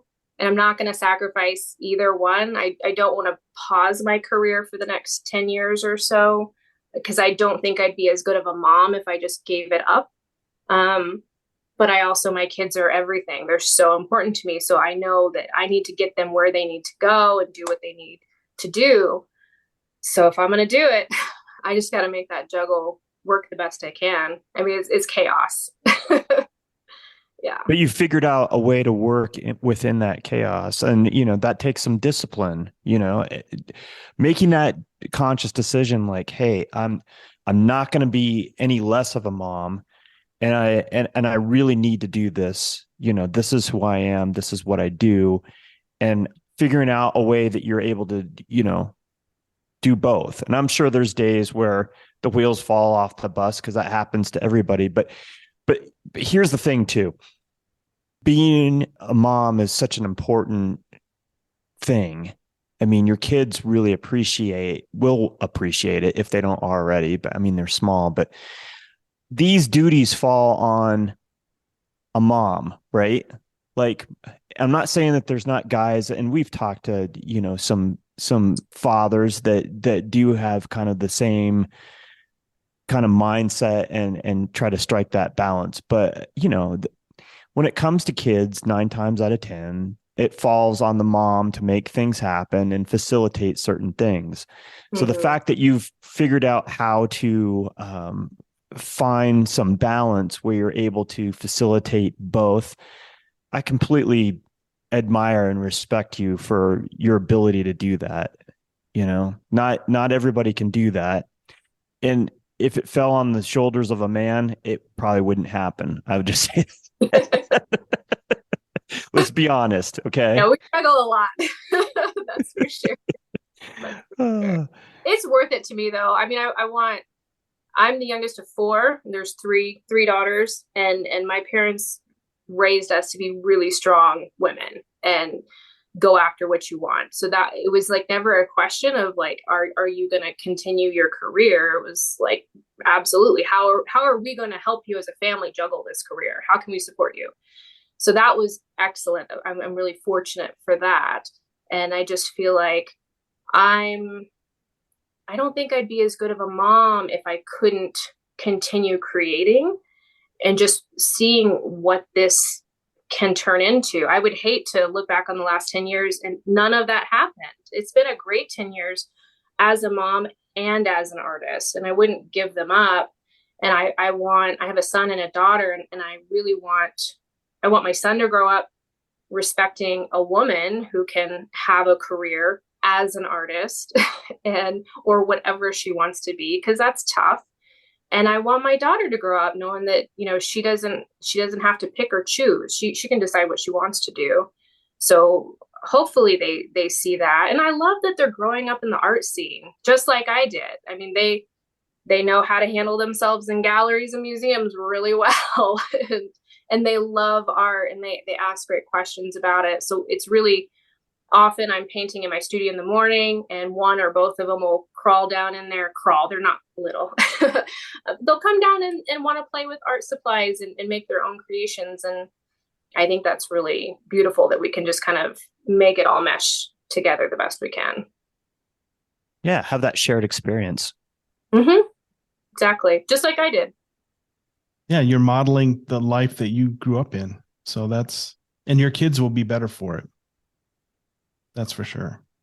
I definitely think so. I hope so. We'll see when they're adults what they have to say.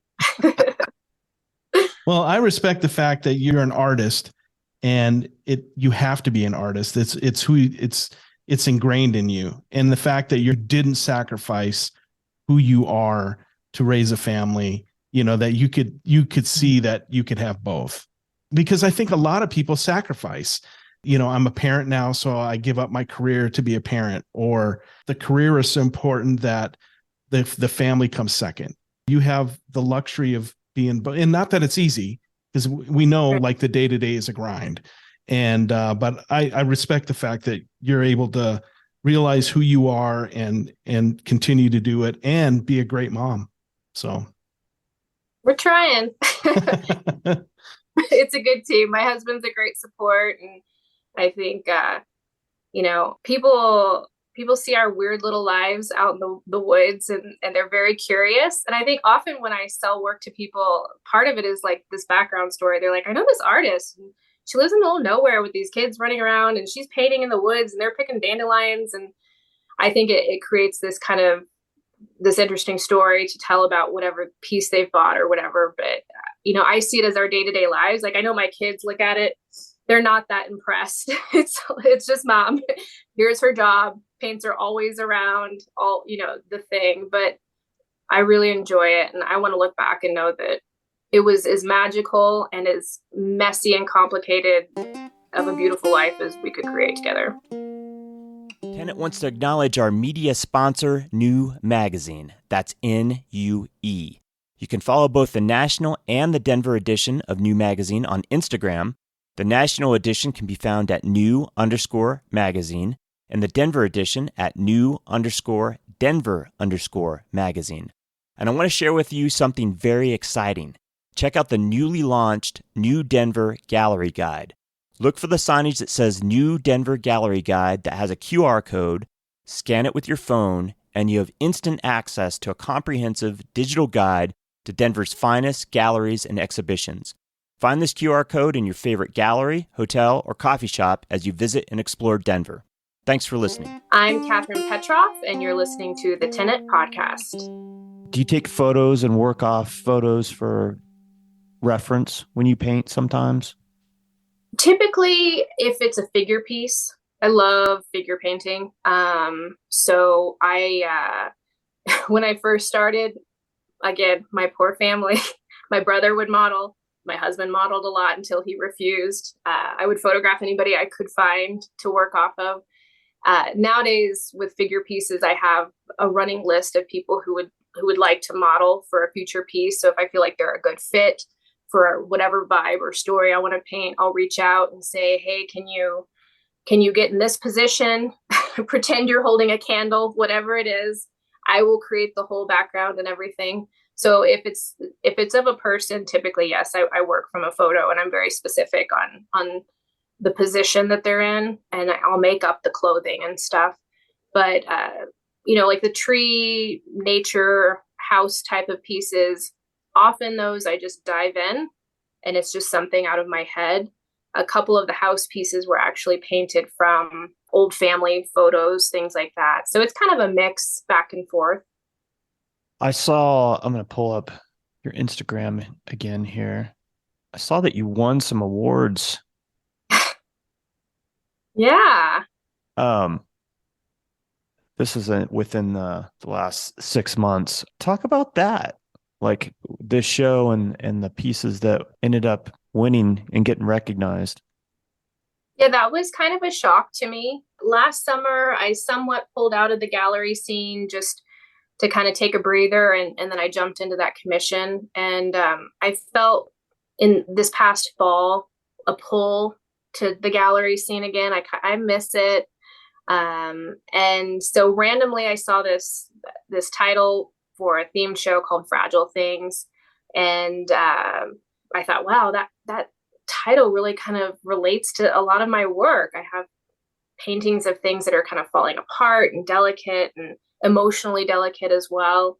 So I entered a couple pieces, a diptych and then a figure painting, and I didn't expect to win anything. I didn't even actually know that they were giving out awards.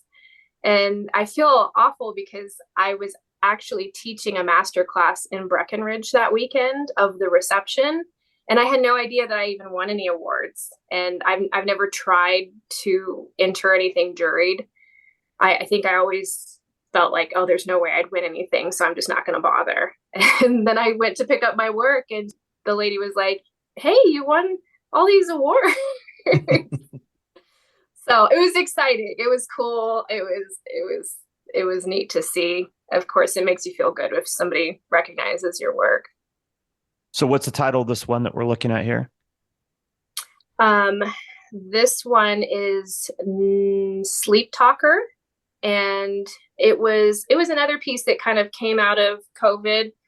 It's probably a heavier one because I got COVID early on in all that mess. And it was a really scary time before, vaccines or much knowledge. And it made me pretty ill for quite a while. So it was this idea of, I was up all night. My husband and I both had it really bad. And I was up all night and couldn't breathe. It was really scary. And I would text my mom, or I would message people on Facebook and just say, just talk to me, like just keep me occupied. Because I just couldn't sleep. I couldn't breathe. So it was this kind of emotional response painting a couple months later. And I painted this one where it felt like I was just kind of watching that candle burn, waiting for daylight to come back and just trying to make it through the hours, essentially. So this one, this was a model because nobody was contacting each other yet. I've never met her. She lives in Denver, and I did a little model search, and I said, just take a picture of yourself pretending to hold a candle. And she texted it to me, and I just made everything else up. Nice. Wow. It's beautiful. It is. Thank you. It's a pretty heavy story. It is. There's a lot of my pieces that are real heavy, and sometimes I kind of question how deep I should get into it at gallery shows. You can kind of see if somebody's really interested or if they kind of glaze over. So yeah, that one's probably my heaviest themed piece, but I just needed to get it out of me. Yeah. And that was a scary time. The early on COVID was really scary. So I can imagine, and not being able to breathe, that just freaks me out just thinking about it, And I had COVID later, and I had a mild case of it, but it really takes you for a loop. I never felt like I couldn't breathe.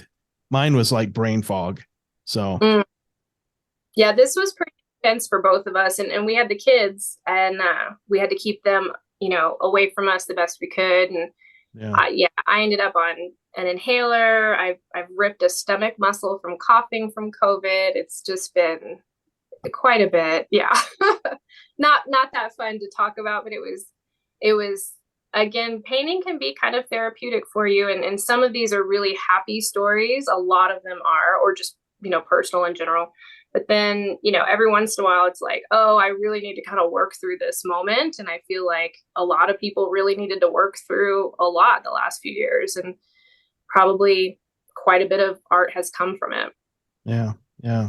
Hey, Todd, I love this piece, this diptych called, this one's called Sit With Me, Darling, I believe. Mm-hmm. Can you talk about this piece? I love it. And both Todd and I are huge. We love crows and ravens. So. It's my favorite between this and one other figure painting I've done.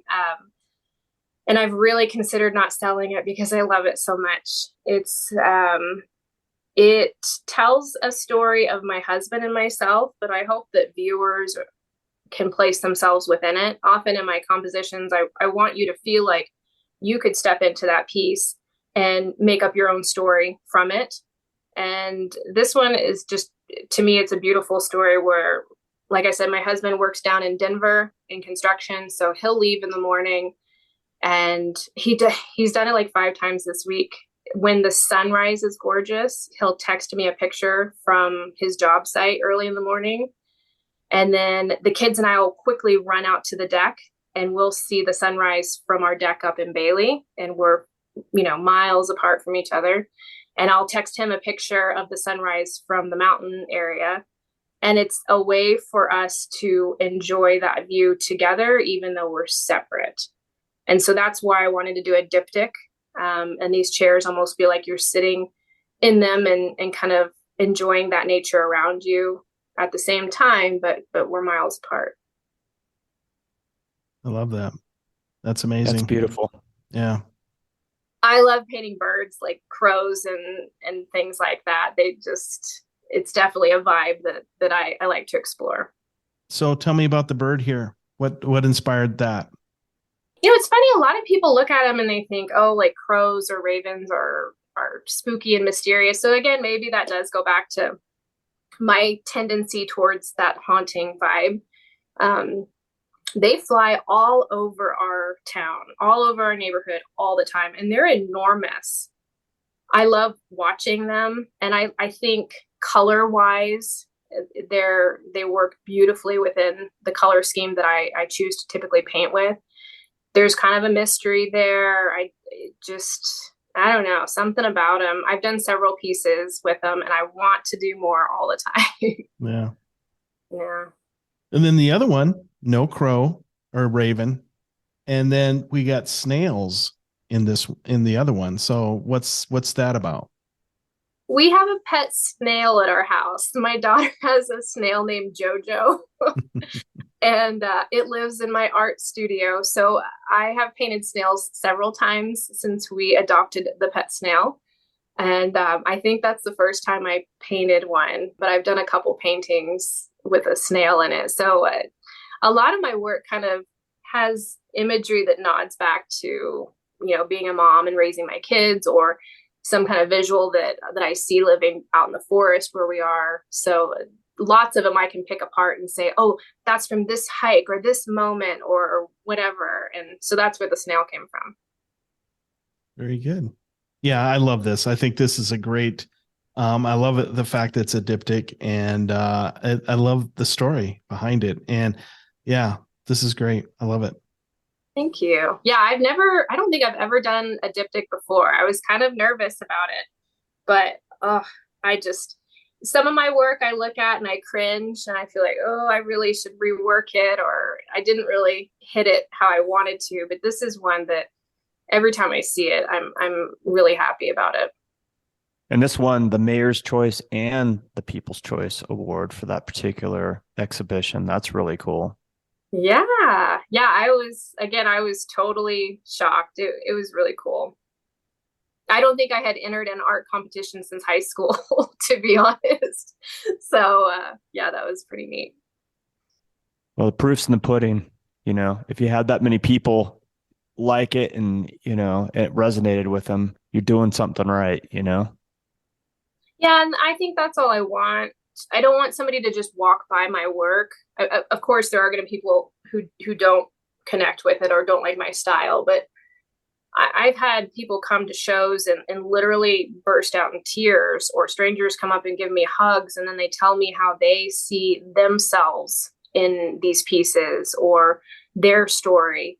And I love just knowing that other people can connect to these. And that's why it's very story driven, because I feel like I keep it just specific enough that, you can guess what these visuals mean, but just open enough that you can place your own life within it.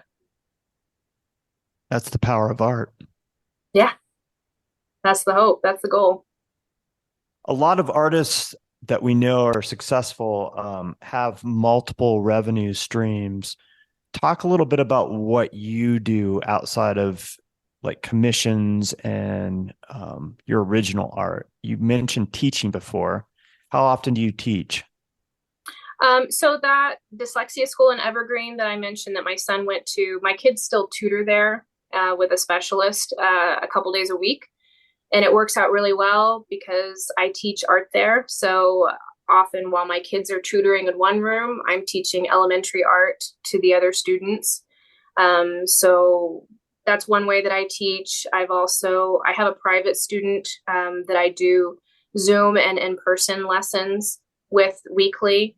And she's super talented. So I work with her specifically on technique just for her, things that she's really interested in. And then it's just popped up in this last year teaching master classes at some art conferences to adults. And that's been really fun to play around with. So it's been a really wide variety of ages that I've been teaching. And I never planned to teach.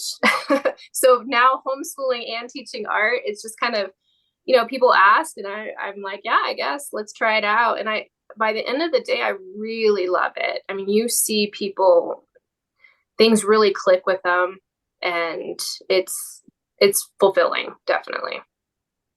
I would imagine where you can see like you're affecting people's lives, how wonderful of a feeling that would give you and why you'd want to continue to do that.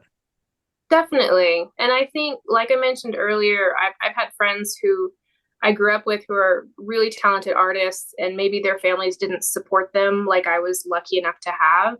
And so to have maybe a student come in who doesn't come from a family who understands or cares much about art, and they feel like they can take my class and maybe it's made their day better. Maybe all the classes, if it's a kid, all the classes they took all day, maybe I've kind of built up this tension within them. And then they can take an art class where they feel like they really shine. And it's kind of taken that tension off their shoulders for the day. That's amazing to be able to just help with it a little bit. In addition to your originals, you also offer prints, correct? Yes. Yes. I dug my heels in for years about that because in art school, it was very much frowned upon. And it was my dad who worked on me for years saying, you should sell prints. And I finally gave in, and I love it. It again, it makes my work more accessible. And I've had several paintings where people have tried to buy it literally in the same moment. And it only works out for one person when it's an original. So somebody gets a print, and it's happened at shows. I've often have paintings sell just from the sketch or halfway through the painting because I post a lot of progress on social media.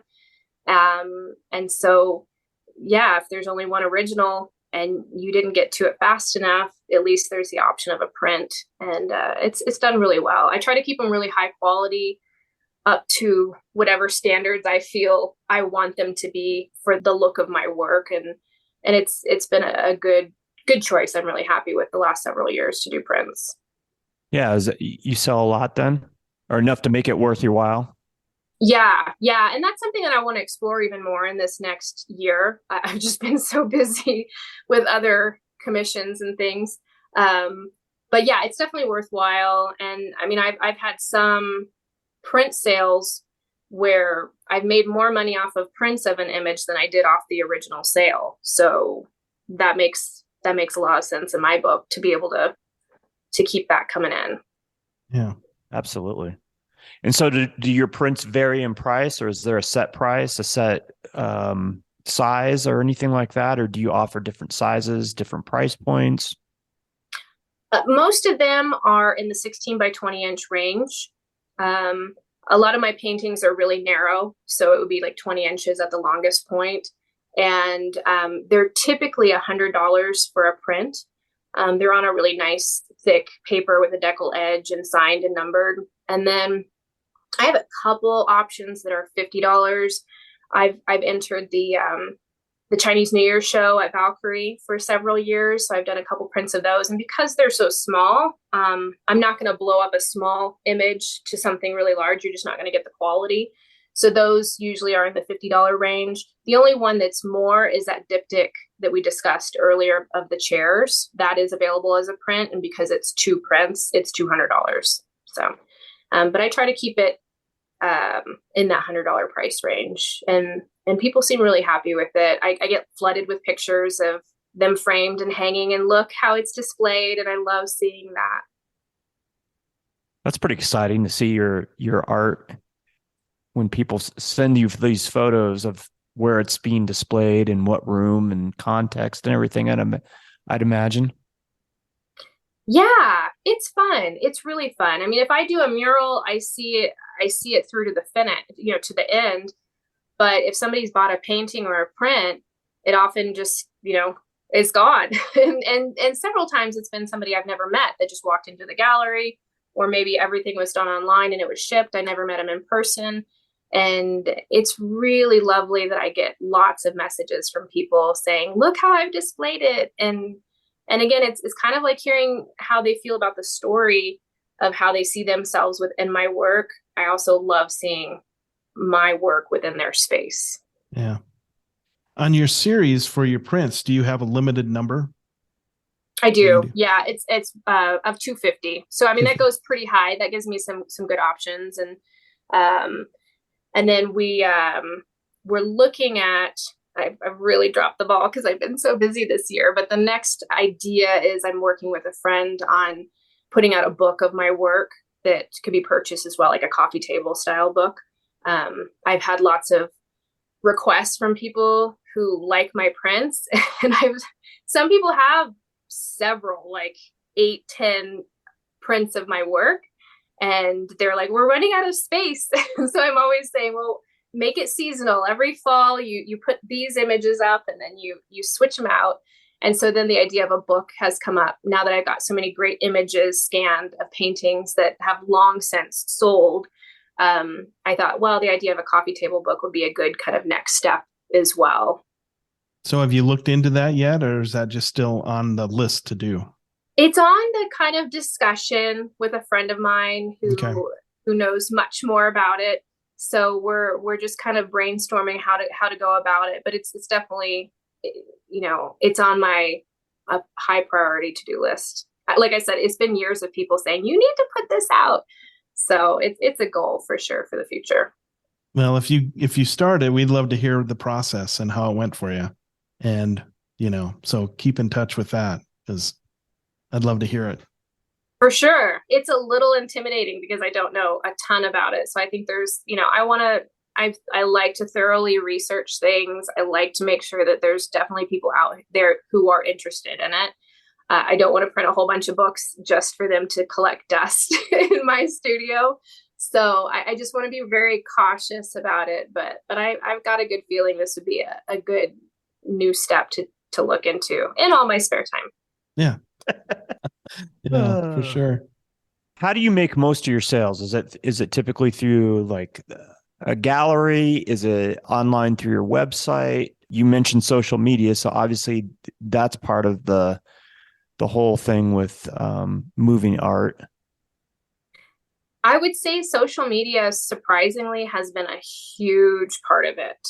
And I feel like with my work, probably because it's so story driven, and I really try to post a lot of process imagery. And because I've got that weird little life in the woods, I think there's intrigue. And so I'll share a lot of images of me painting in the middle of the forest. Often I will, if it's a smaller piece, I'll strap it to a backpack. And I will backpack and hike a couple miles out, climb the rocks, all of that. So I'll post a lot of images of what it's like for me creating. And I think that draws people in, as opposed to, here's my website, here's my work, take it or leave it.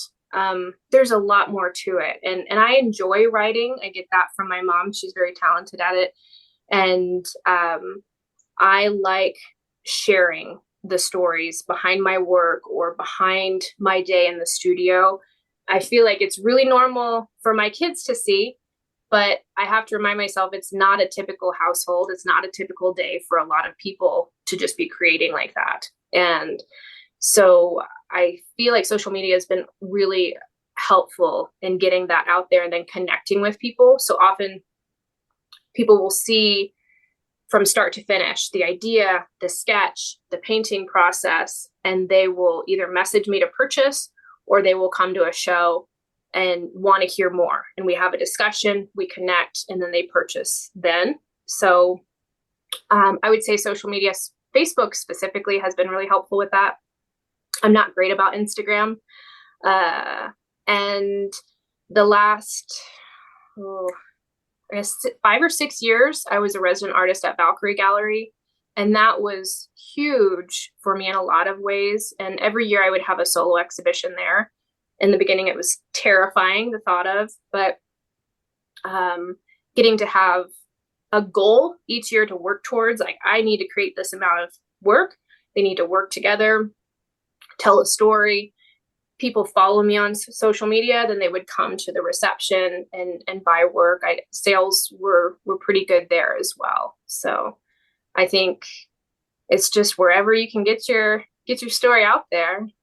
That intrigues me, because when you said that Facebook has been more of a social media asset, for lack of a better description, than Instagram, I thought it would be the opposite. But that's cool that Facebook is, what works for you.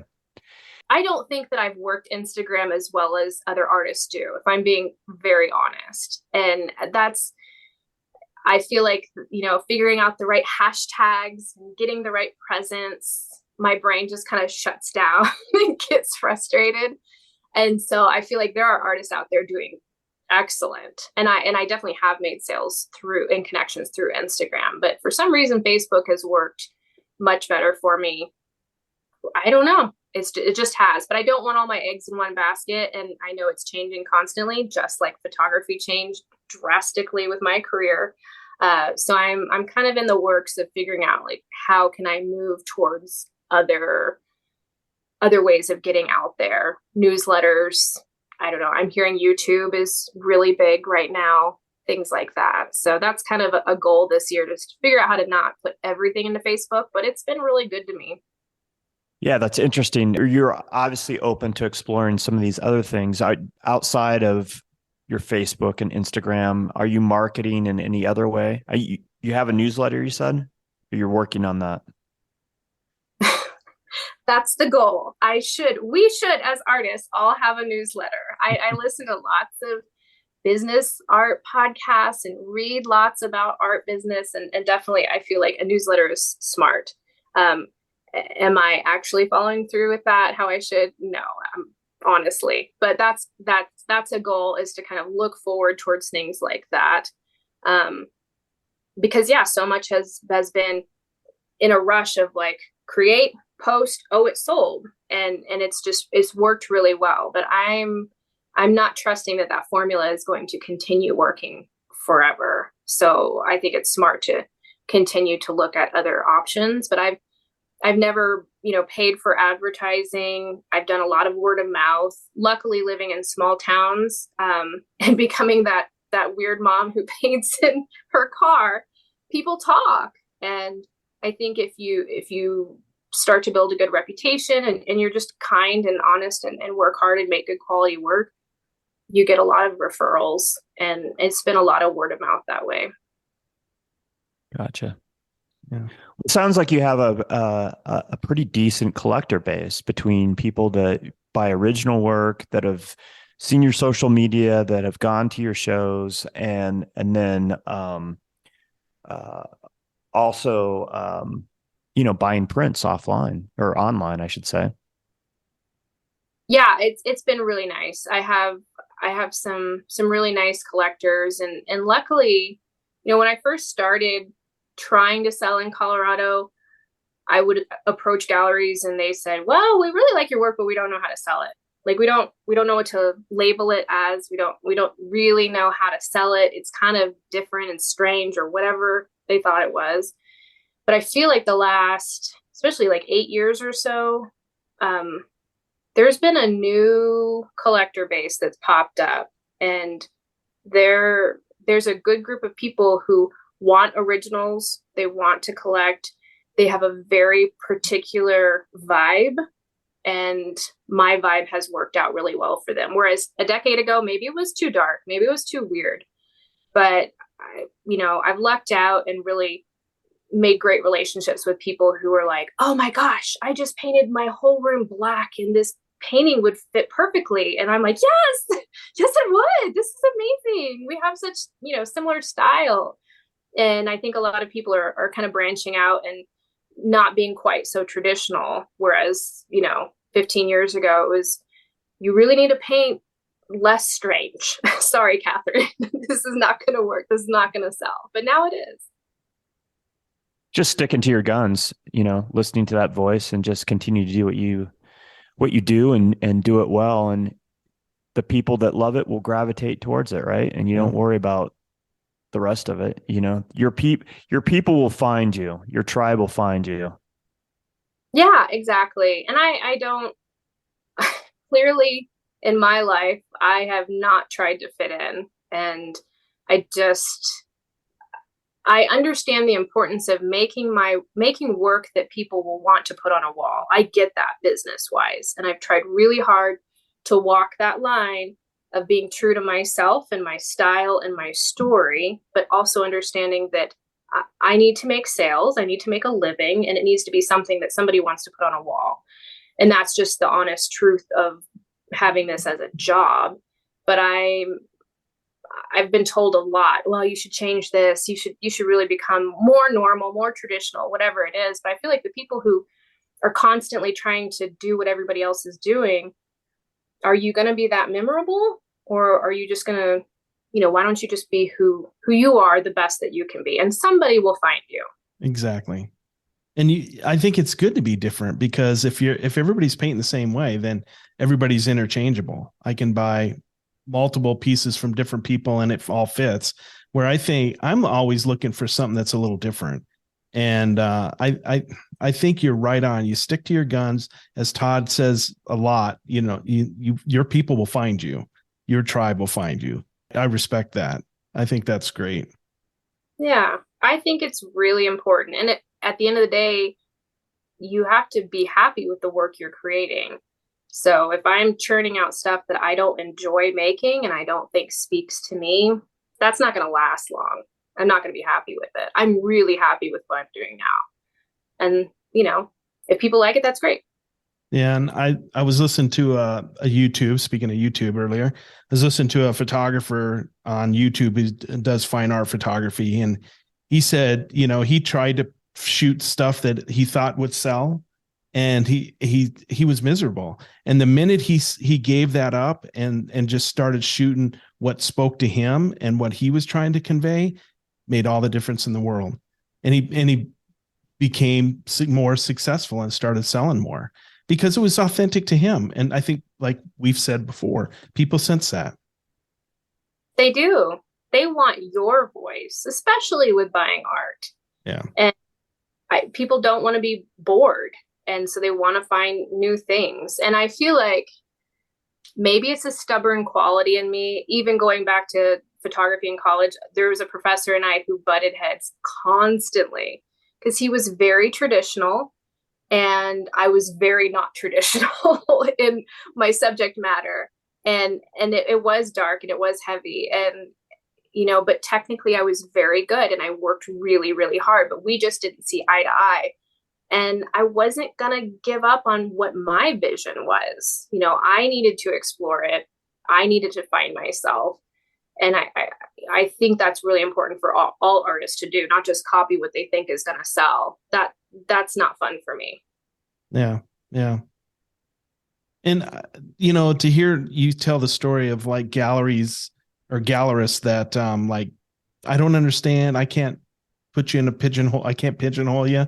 To me, like if you're a good gallerist and, it's one thing if it doesn't fit into the theme of their gallery, that's one thing because your art doesn't fit here, go down the street because these people, your stuff will fit in really well there and they have a clientele. But to sit there and give this, this line of, I just don't know what to do with your work because it's so different. That's such a crock. And yeah. And I have the same problem with professors that don't get their students' work. I'm fine with them like adjusting their, like try this technique, do this, let's work on this. And I'm fine with saying, here's some master's work. Let's work on that. Let's copy these and then try to find your voice within how you're painting this master's piece, right? That's one thing. But to sit there and I've heard this story before where the professor is like, you shouldn't be an artist, you'll never make it in this business. And we hear it from actors and everything where some producer will say, well, you'll never make it in this town. And what a crock of shit. And it's really because they're myopic and all they see is their own little tunnel vision and they don't get the bigger picture of the art world, I think. Anyway, sorry, I'm off my Yeah, no, I completely agree. I feel like, I mean, again, it's supposed to be individual voices, and I don't want to copy anything out there. And it's okay if we're different. And I think maybe sometimes that intimidates people and they don't know what to do with it. And I definitely was put in that box for quite a while, but I feel like there are a lot of people interested in this style of work. And I feel like I didn't get that confidence until I found Valkyrie. It was such a great home for me. And it was so supportive of okay, we can all be kind of the different weirdos or whatever it is. And look, people love it. People come to these shows. People buy this work. They collect it. They fill their homes and offices with it. There is a need for it. And I feel like often, whether it's the art world or like you said, acting or music or whatever, you hear those stories all the time where it's the ones who were told that they're the weirdos, they're not going to fit in, that stick it out. They're the ones that are the most successful later. The question is, are you going to stick it out long enough?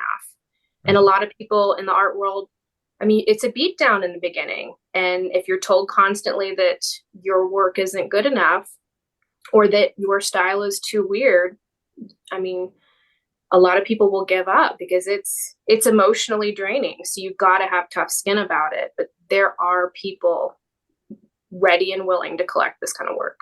Yeah. And I think it's important that young people hear this because that's so true. Because I think I would, if I was to put myself out there as a young person, as a photographer or an artist or whatever, I think the minute somebody gave me like some serious criticism, I would have been the shrinking violet.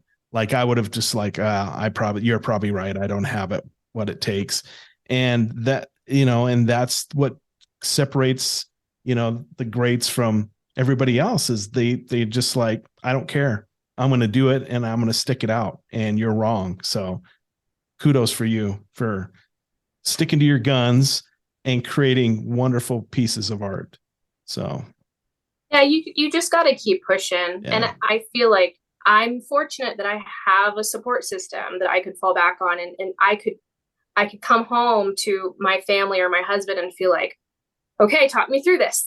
Am I still sticking this out? Is this smart? Or am I spinning my wheels and maybe I'm not that good? I could have those conversations. Whereas I think a lot of people don't have that kind of support system, unfortunately. So you've got to find friends to surround yourself with whose opinions you really trust, somebody, so that you're not just, going back alone and getting in your head that, oh, I'm terrible, I'm never going to make it. Because you hear often that you're not good. and it is hard. It's a hard pill to swallow for sure, but it gets easier the older you get. Yeah. Yeah. I want to talk about one more piece. Not here. One more, Todd. Another one more. One, I know. Yeah, another. There's a lot. This one's called Still Becoming, and just absolutely stunning. I adore this piece. Talk about this and a little bit about the thought behind it. For me, it was about how we're constantly growing and changing. And maybe you're just ready to kind of like break through to the surface and catch that breath of air or whatever it is. And I don't feel like, as I'm aging, I'm changing constantly. And I look back and I'm like, oh man, my 20s were this or my 30s were that. But I still have so much ahead of me that I don't think we're ever at our fullest potential. and there's always more to push through. And I really love the idea of the color palette here, how it kind of divides itself into two worlds. It's much cooler on the bottom, much warmer on the top. And it's kind of like constantly striving for something new, something different, something greater, something better than yourself, and to just kind of keep moving through. Absolutely stunning. Thank you. Yeah, that one actually just shipped I think this last fall to the high school that I went to. So it was really exciting that my art teacher that I spoke of earlier, we're still friends. And she said, "Oh, we're doing an art show of alumni, and I'd love to have a piece." And so we shipped it to Dallas so it could be on display for a bit. And it was exciting to see pictures of that up at my old high school. Very cool. Yeah. Yeah, it's an amazing piece. I love that too. Thank you. I love the simplicity. For me, I mean, there are pieces I've painted that are very complex, but I'm not afraid to have black space or just blank space. And I feel like that's okay to have. Like it's a breather. I like that simplicity. Again, where I live versus coming down to the city, there's calm versus chaos. And I see that a lot in my life, and that kind of goes into my work. So it's okay to have not such a busy composition and not too much going on. And you can just kind of breathe into it. Yeah, I agree with it. It's very peaceful. It's a very peaceful sense, a very calming sense. And it does, I think the black, that the real dark areas gives your eyes a place to rest while you're exploring the painting. So that's really cool. Yeah. Yeah. I've always liked black for some reason. Maybe it does go back to that black and white, and again, I think even the old vintage photos that I spoke of, a lot of them have those kind of like black edges, things like that. I don't know. I guess it's just my thing. I'm a sucker for a good vignette. So yes, me too. All day long. Yes. So how do you go about pricing your art? Do you have a formula that you work off of, or has it taken you a while to kind of figure this out? It has taken a while, and it's not easy. I'm not one of those artists who can say, I spent this amount of hours painting it, so my hourly rate would add up to this, because I may be painting for an hour and then a kid is sick and throws up and I have to stop. I'm not keeping great records of how long it takes me to work on a piece. I can guess, within my mom schedule, how long roughly it'll take me to do something. But I'm also often working on multiple pieces at once, maybe 3 pieces at a time. So I'm jumping back and forth and not keeping clear hourly records to price work by. So for me, I've kind of just figured out over the years, okay, well, I would be really happy and comfortable with this price point. I've seen that, maybe this price point sells really quickly. So maybe I'm in a position at this point with my collectors that I could raise them a bit and just see how that works out. I definitely look at other similar work by artist friends of mine and kind of discuss with them, well, how are you pricing things? And are these selling well? Are people comfortable with that price point? The money thing is kind of a challenging discussion in the art community, but it's important because, if you're trying to sell your work, you have to come up with a dollar sign. Absolutely. Yeah. Where does an original Kathryn Petroff start at, and what does it go up to? Ballpark. Ballpark, I would say a pretty small piece would be in like the $500 to $800 range. Larger pieces would be in the $3,000 to $4,000 range. Commissions are more expensive. They take a lot more of my energy and my time, and it's not something that just naturally flows out of me. So those are going to be pricier because we're having meetings and discussions and client input. So those are definitely going to be higher priced. Makes sense. Yeah, much more of a process. Like you said, more time consuming in a lot of ways. It is. And there's possibility of change orders, last minute input. Oh, could you add this? Things like that. And I like to be very accommodating to an extent with all of that. So that's, that's built into the price.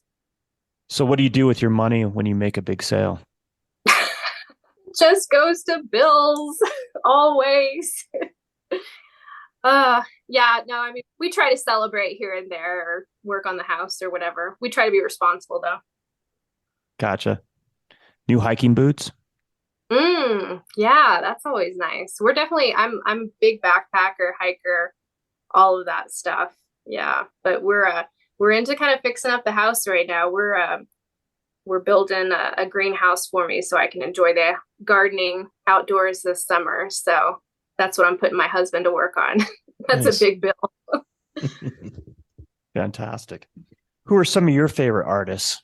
Hmm. I'm really bad about names, so let's see if I can think of some random ones. I've loved for a long time Eva Hesse. There is I don't know, kind of a fragility to her work that always spoke to me.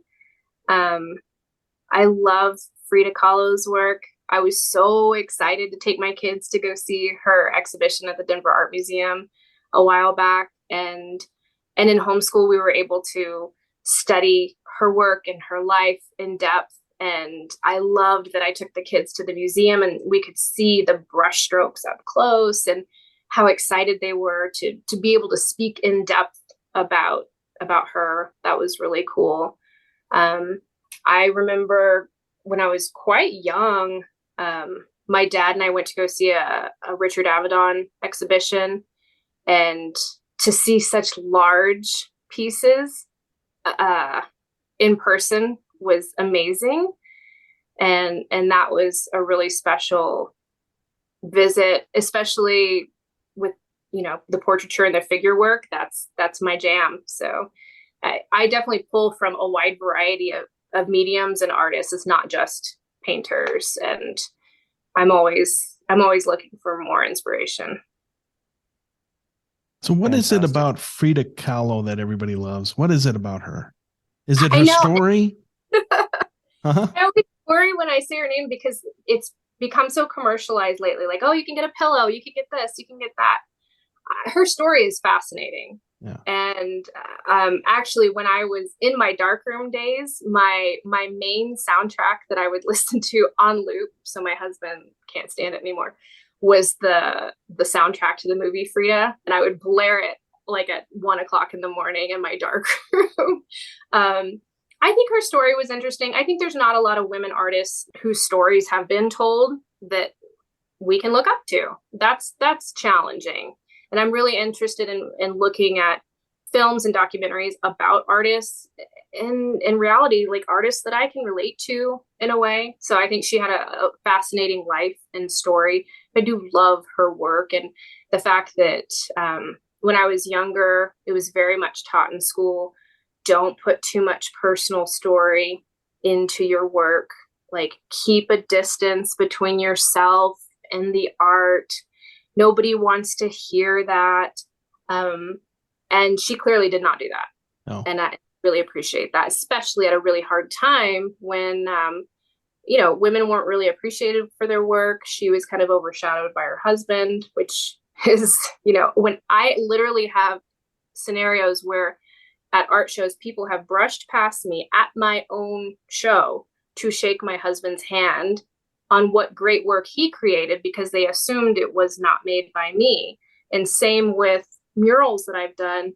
My dad helped me on a large public mural, and I'm the one up on scaffolding, and somebody comes up and has this big conversation with my dad about what great work he's created. Yeah. So it's hard to find women artists that I can really look up to. So I think that's another thing for me as well. Yeah, I'm always fascinated by how popular she is, and not that I mean, she did beautiful work. There's no doubt about it. But it sometimes I'm just kind of surprised, like, there's another Frida fan, and which is great. So, yeah, who's the most overrated artist? Oh my gosh, I don't think I want to get into that. Oh, you don't want to say that one? Okay, let me throw this one out. How do you feel about Basquiat? Again, interesting story. Just his life story in general. I'm a fan, like I said, of kind of hearing how people have come into their fame as artists. I love that kind of street style and where it started. And I think he did some really interesting things. It's hard when I go to museums and galleries because of the style that I work in. Of course, I tend to gravitate towards more realistic work. Yeah. That's just what I like to paint. So typically that's what I enjoy looking at. So would I list him as my favorite artist? No. Do I feel like he was very important in the art world? And there's some really great work that has become part of history. Absolutely. Absolutely. Yeah. You wrote that line perfect. Wow. A little bit of spice, a lot of sugar, and yeah. So no, that was great. I'm just giving you crap. So let me flip it so you can tout somebody. Like, what artists out there that just off the top of your head that you think is underrated that people should really take a second look at? Is there anybody that comes to mind? There's several friends of mine from Valkyrie who I think are really talented, and it's exciting to be able to say, hey, I know some of these artists. And I remember when I first tried to get into that gallery, I was hardcore, like online stalking all the work and fangirling, I guess is the term. I don't know. And so when I went in to interview to be a resident, I was terrified to be interviewed by these artists whose work I respected. And so, yes, there are famous artists that we can talk about and we can research, but it's also like I've met artists who I really respect and their work. And I love Valerie's work. I love Aria's work. Hallie Packard recently moved to New York, and I feel like we have kind of a similar vibe that we like combine unusual imagery. But I think she works in acrylic, which is mind-blowing to me. I'm not an acrylic painter. I do not like working in acrylics. I feel like I can't blend well. I can't get it to look like what I want. So it's been really nice to meet artists in the Denver scene over the years and actually befriend some of them and be like, wow, like you're doing incredible original things.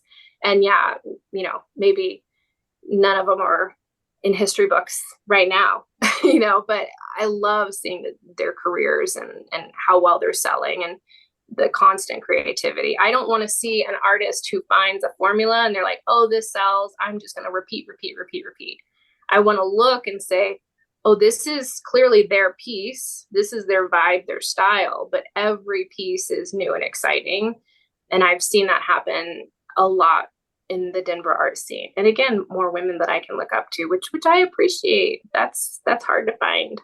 Yeah. And we've talked to some wonderful artists from Denver. I mean, and a lot of women that are just killing it. So I'm glad you mentioned that, but I won't put you on the spot anymore.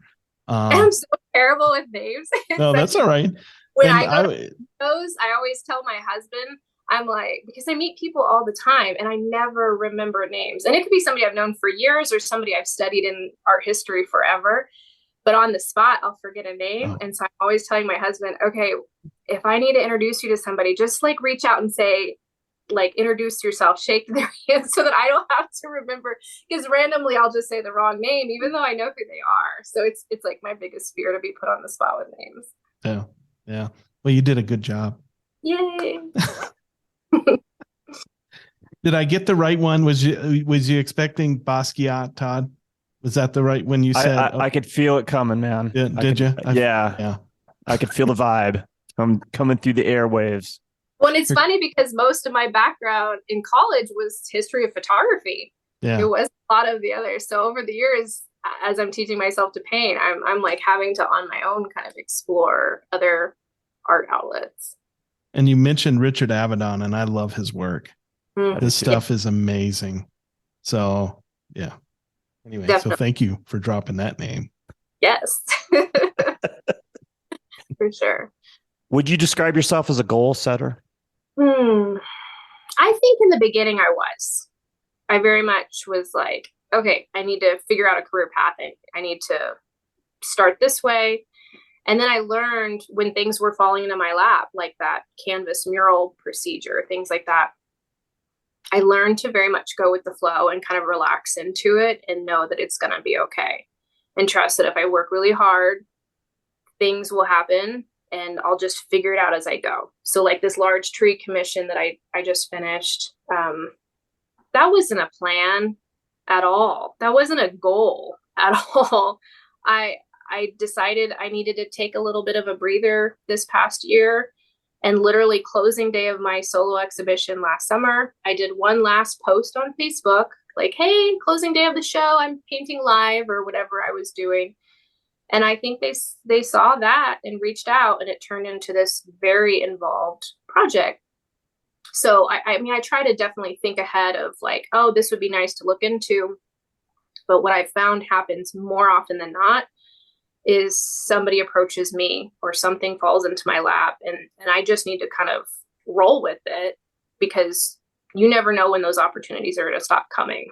So yes, goals, but I don't get too strict with them because I know it's going to change very quickly. I think we have a pretty good sense of where you're at and where you're going and how you perceive things. But I'm going to ask you one last question. And what is your definition of success? I feel like being true to your own voice and your work. And yes, it's nice to make sales. That's if that's your job. I mean, having money coming in is important. I'm not going to lie. But I feel like for me, I'll look back on my career and feel like it was successful if I was happy creating the pieces I created, if I feel like I was growing with each and every piece and constantly moving forward, not just staying stagnant because that feels like it's comfortable. I see that more as success than, oh, I got into these really famous galleries and sold all of this work and have this big fan base or whatever it is. That's just really not my vibe. I'd rather just like live my happy life in the woods and raise really well-adjusted kids and keep creating and not stop, but just keep moving forward and pushing myself. Anything else that you would like to talk about before we sign off this evening? Anything you would like to mention or promote, or anything that you have coming up that you'd like to talk about? I feel like I'm surprised again that this commission, I expected to have a big breather again, and another one has just fallen right back into my lap. I literally had a meeting the week that I finished this commission for a new one, not quite as large, but it's another sculpted piece I'm really excited about. So this summer I'll be working on that, and it's definitely got my kind of haunting vibe, and it'll be a really fun project. So I'll be sharing a lot of images coming up of working on that. And now that snow is almost out of our lives for a bit, I'm looking forward to being out in the woods again. So I'll be sharing a lot of that project coming up. And I keep saying I'm really looking forward to just creating more gallery pieces again. If I can find the time, that's the goal. But yeah, I think this summer I'll have some really interesting new work to share. And we install that big commission very soon. And it's I think it's going to be a stunner once it's in the home, in that location. So I will definitely be sharing images of that hung and off my plate. Awesome. That is We'll awesome. look forward to that. Yeah. I just want to say thank you so much for spending this time with us. We love your work. I love your work. I know Todd does. We've talked about it. I'm really excited to see what this next commission is going to come out. So I'll have to keep an eye on social media and see how you're coming this summer. But thank you so much for coming on the show. And we really appreciate it. Definitely. Yeah, it was my pleasure. I love podcasts. I listen to you guys. I really appreciate getting to chat art. This has been fun.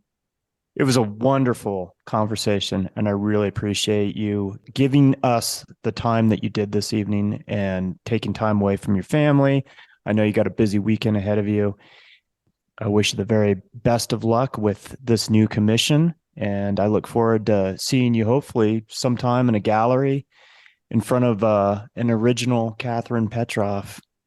Yes, that would be excellent. I will try my best to get out in the gallery world a little bit more this summer. see some human beings now that the snow's melting. Sounds great. Again, be sure to follow Kathryn on Instagram at artist_Kathryn_Petroff and check out Kathryn's stunning work at her website, KathrynPetroff.com. As usual, I will have all this and more in this week's episode notes. For the Tenant Podcast, I'm Todd Pearson. And I'm Wes Brown.